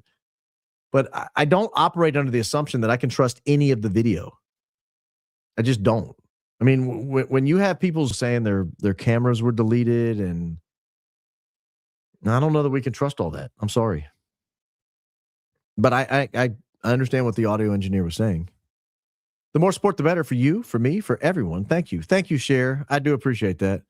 I do encourage you guys, support, even if you just throw like $2, $5 at your favorite podcaster, or maybe you give each of your favorite podcasters $2 or $3 each a week. I mean, I'm not trying to bankrupt anybody. And if you truly can't afford it, just watch and enjoy and watch a few ads. That helps as well. But if you do that, what it does is it allows that podcaster to stay in the game. Like Trigger Smart. You like his stuff? You want more of it? Throw him a bone. Throw him $2 a week. Right? Coach Collins going live pretty soon on weekday mornings, 9 o'clock Central, 10 o'clock Eastern, 9 o'clock Central. I'll be there watching. I mean, I don't watch anybody else at 9 a.m. Why would I not watch him? I like him. He's a great guy. He's turned into a pretty good friend. So why would I not watch him? And if I'm going to watch him, why would I not throw him a couple bucks a week? Or if he has a membership, I don't know that he does, but if he does, I'll sign up for a membership. You know, $5, $10 a month, and it helps him provide for his family. He's got a wife and kids. He's got a, you know what I mean? If I want him to continue being in the game, because otherwise it's Ben Shapiro. Otherwise it's Ben Shapiro and Matt Walsh, and that's the only dose of conservatism I'm allowed to hear. And that bothers me. That really bothers me. And I hope it doesn't come to that. Loved watching you and Candace belly laugh regarding, rewatched it several times today, and glad you pinned the original Joe bit. Go Max. Yeah, I did pin it at her request. I did. Look, when she asked, you do, you know. You crushed yesterday, Bear and Candace dream team. Go Max. God bless you both. God bless all of you. God bless all of you. Did the interview with the AES employee happen? Where can we find? Have you ever used open corporates? Did you see email with video about phone at AES? I don't know if the interview happened. I've not caught up with that guy, and it's partially my fault because I get so behind on emails. I'm sure that's my fault. I probably just missed it, but I know he said he's emailed several times, and I just haven't ever caught one. So I need to check that. You're right. But I mean, he's free to interview the person without me, and I will watch it if he does. If I ever used open corporates, yeah. I mean, to see who owns companies and stuff, yeah. Did I see the video about the phones at AES? No, I didn't see that email. There's video footage of the Erika on the tarmac that day. I'd like to see that. I don't know where that is. Cease and desist is crazy. All they'd have to do is produce some of the evidence, release the microphone audio. Yep. The Rode Go 2 Wireless Pro microphone, if they had that audio, that would end that discussion. Release the footage of Tyler Robinson taking a shot. Agreed. If you could just show the video of him getting into position. Did he change clothes? Did he put a gun together? Did he, show the video or the autopsy? I understand probably why they haven't released the autopsy, but the autopsy report would be nice. So many opinions and they choose lies. So many options and they choose lies. Yeah. I'm a Muslim woman. I support my Christian brothers and sisters in fighting for truth and justice against evil. We believe in Christ's second coming too. Welcome to the program, Marisols. Yeah. The thing with that is, like, if I was in Turkey, I wouldn't expect them to vote for Christians. That's a Muslim country. So I would expect them to say, no, if you're not Muslim, we're not voting for you. And I would be like, yeah, that's probably right. It's your country. But here I'm voting for Christians. Like, that's who I'm voting for. And if it comes down to a Christian and a non-Christian, I'm voting for the Christian. Sorry, guys. I'm not changing my mind on that. You're not going to get me off that point. But thank you for joining the program. Sorry, just got here. Well, you're welcome anytime. Great show yesterday. You were awesome, Baron. But I thought it's so odd. Candace did the Melania ad. Weird. You rock. Christ is king. I mean, here's the thing. When people advertise on your program, they're saying they want to reach your audience. Unless it's like I'm supposed to have gambling ads banned from my show. I don't like gambling. I don't want to participate in it. I don't want people gambling. I don't think people should gamble, especially, I didn't feel quite so strict on that years ago when gambling was rare and you had to really go out of your way to gamble. But now that it's on your phone, it's ruining kids' lives. I don't want that. So I banned that. But a movie about Melania? I mean, y'all want to advertise? You want to reach my crowd? I know. I don't know. I have to watch the latest Sean Ryan episode about Camp Kanakuk Christian ministry and how they covered up child abuse. Knowing what you and Candace reporting about trafficking, it's not shocking. I'll watch that. I didn't know that existed. Got my first TPUSA money request from Tyler. Really? I didn't know he was sending them out. Your openers are interesting and educational, so talented in every facet of the word. Love your humor and especially the way you take time to read the majority of comments. Thank you. Yeah, I can't read them all. Like, we're at 308 right now. There's no way I can get through all of them before the end of the show. But I try to get to a lot of them, right? I do try to get to a lot of them. And I'm having to skip a bunch right now because we're already over 3 hours. I really appreciate the collab with Candace yesterday. It felt like a victory for goodness and common sense. I think that was the most relaxed and joyful I've seen Candace in a while. I was genuinely sad when it ended. I noticed that. I didn't want to say that, and I don't know that it was because of me. Maybe she was just having a great day. But she seemed totally at ease yesterday. Honestly, I got there a couple hours before the show started. The whole time before the show started, small talk, research we were doing, other things that she talked about that blew my mind, frankly. I mean, my mind is completely boggled by some of the things she said. And then prepping for the show before we went on, and then during the show, after the show. I mean, it was a side of her I don't feel like I see very often, but maybe it's just because I had a little behind the scenes look. So I wasn't sure if other people felt that same thing. I don't know if it was me. Maybe she's just having the perfect day for her. I like to believe when I'm around, your day gets better. I'm taking credit, all right? I'm going to take all the credit. It was because of me. You're quickly becoming one of my favorite commentators. Love your opening statements. Your reach is far, coming from a conservative 55-year-old black Muslim female. I don't miss a show. Well, Charlene Dunham, you're always welcome here. I hope you find a warm, comfortable chair and only use the edge. Only use the edge. Oh, yes. I saw the cursor on the screen earlier, so everything on the screen was fake. Just kidding. Has anyone done a wellness check cover from the roast and started logic classes yet? If she's smart, she has. She's ordered the book. I've got a copy here. If she comes by, I'll give it to her. Don't come to my house, Joe. Don't anyone come to my house. That will not end well. I did get I upgraded my cursor to something bright and green so you guys can see a little bit. Everybody was complaining they couldn't see it. Here we go. I went to UVU Sunday afternoon to say a prayer for Charlie Kirk. I was the only one there. I walked around the low-seating courtyard back at the hotel. I checked Google Trends. I'd already been searched in Philly, Huntsville, and Arizona. Wow. I wonder if they got that place geofenced or facial recognition. You've thought about that? Oh, I got to tell you. I can't tell you where I'm going. I can't tell you where I'm going, but I'm going to see something amazing. And I'll tell you about it when I get back. And I don't know when I'm going, a couple weeks, but it's going to be awesome. It's not UVU, but it's going to be awesome. And I cannot wait until I can talk about it. Cannot wait until I can talk about it. Oh, my goodness. It's going to be so good. Great show with Candace. My favorite part was the review of the Joe Rage clip. I gather in January 2025, you didn't imagine how your life would drastically change in a year. May God bless you and your fam. I had this conversation with a friend of mine today or yesterday. I wouldn't have imagined this 4 months ago. So, yeah, a year, sure. No kidding. Big fan of Candace. Got turned onto your channel over the last couple of months. Had a geeked out moment watching you guys yesterday. Thanks for keeping it real. Doing my best over here, people. Doing my best to keep it real.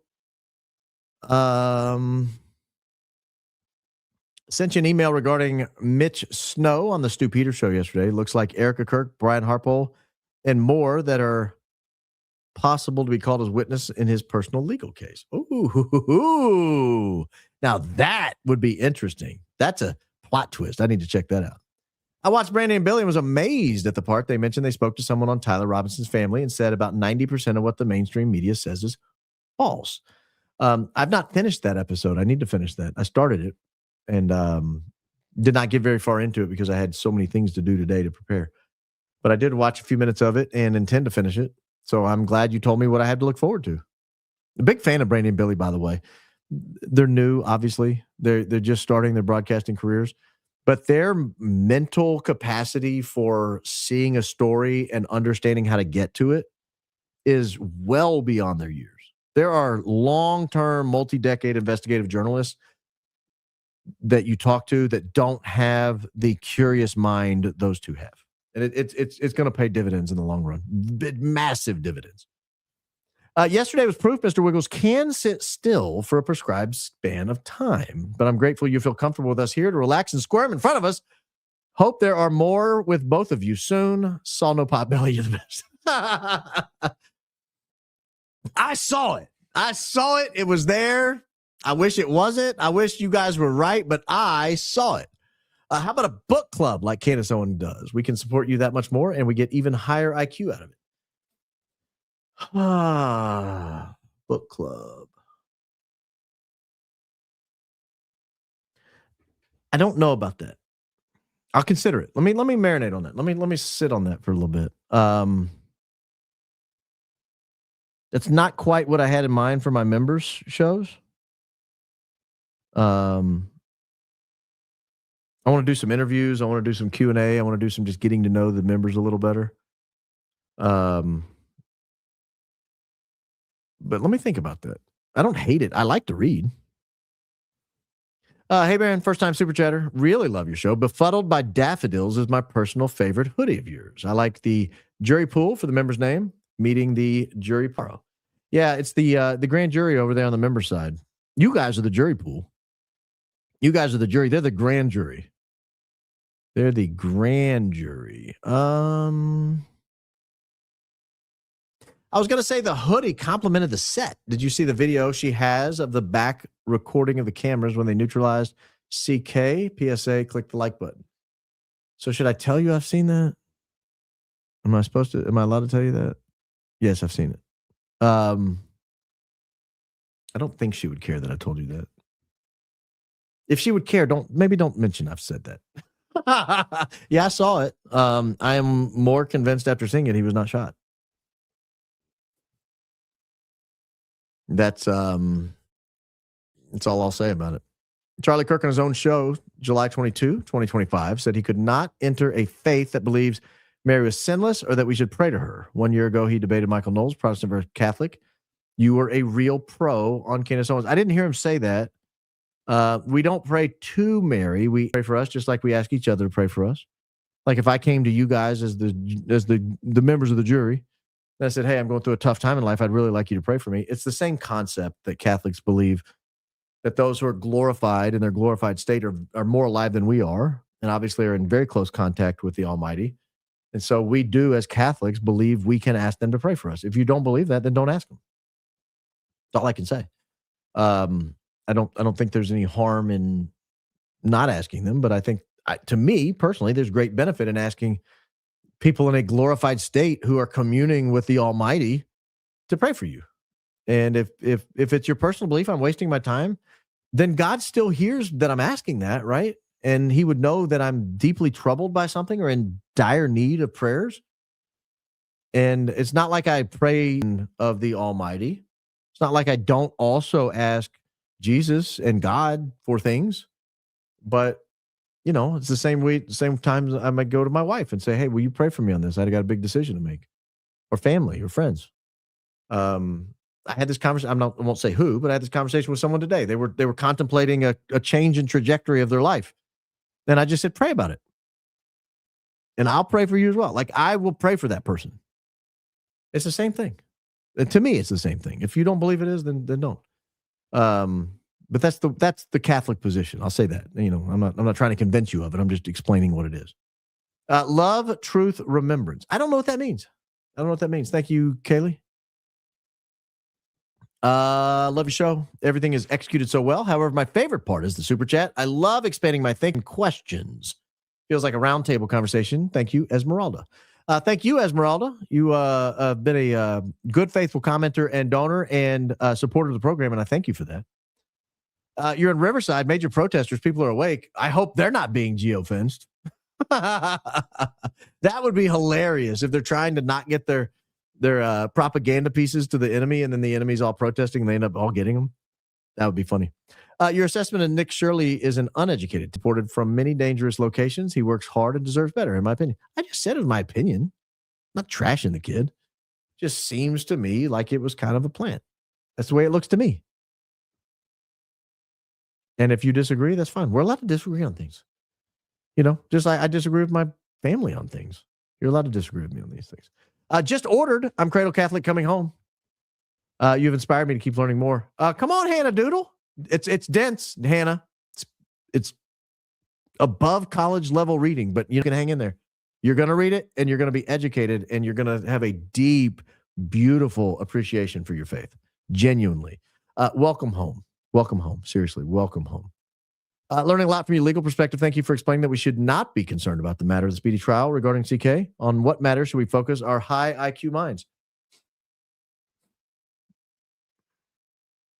That's a good question. I don't want to answer it. I don't want to be trite in answering it. So let me think about that.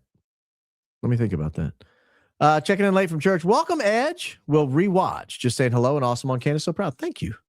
Thank you. Who fires 40 employees and goes on tour? Erika Kirk. And she didn't fire the right ones. She didn't fire the right ones.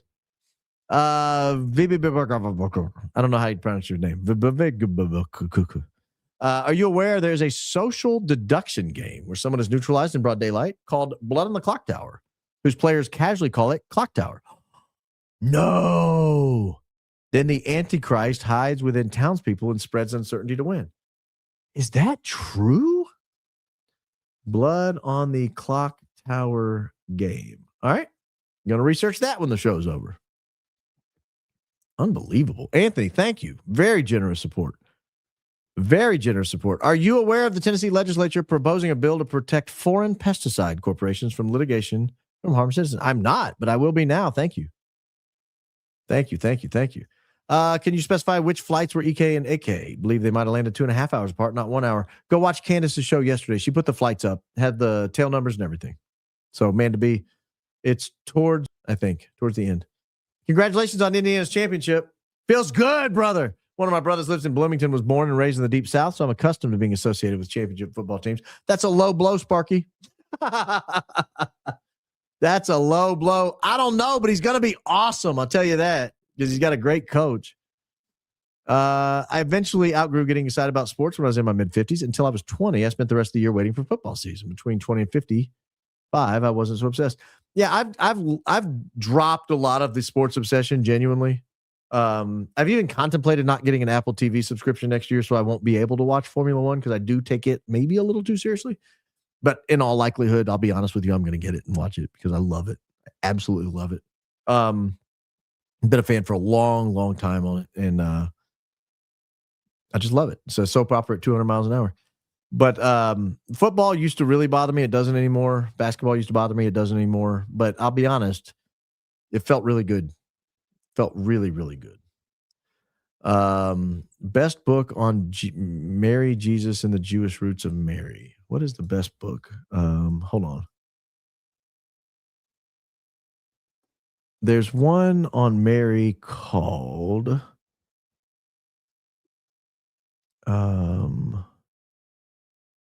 oh, you're telling me the best book on Mary is called Jesus and the Jewish Roots of Mary, because I'm looking at that book right now.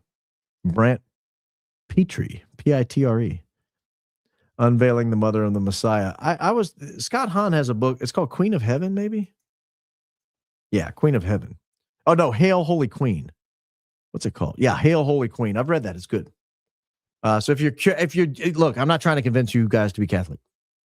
I'd love you to come over, but that's your business between you and God. But if you're curious about the Catholic position on Mary, that Hail Holy Queen book is very good. Very good. Talks about the archetype of the ark and the new ark, and all that kind of stuff. So if you're remotely curious, it's a great book. But again, your faith is personal. I'm not here to tell you what to believe. My point is that Charlie Kirk wasn't about to convert to Catholicism. He did say, however, he thinks Protestants could speak of Mary's grace and favor more, even if to combat feminism, to point to someone to emulate. I think Charlie was genuinely interested in converting to Catholicism. That's all I can say at this point. I do believe he was genuinely curious about it. Whether or not he ultimately would have, I don't know, and we'll never know because he passed away. He was muck ducked. He was neutralized, however that commenter wanted me to say it. But I do believe he genuinely was curious, and that's, again, all I can say about it.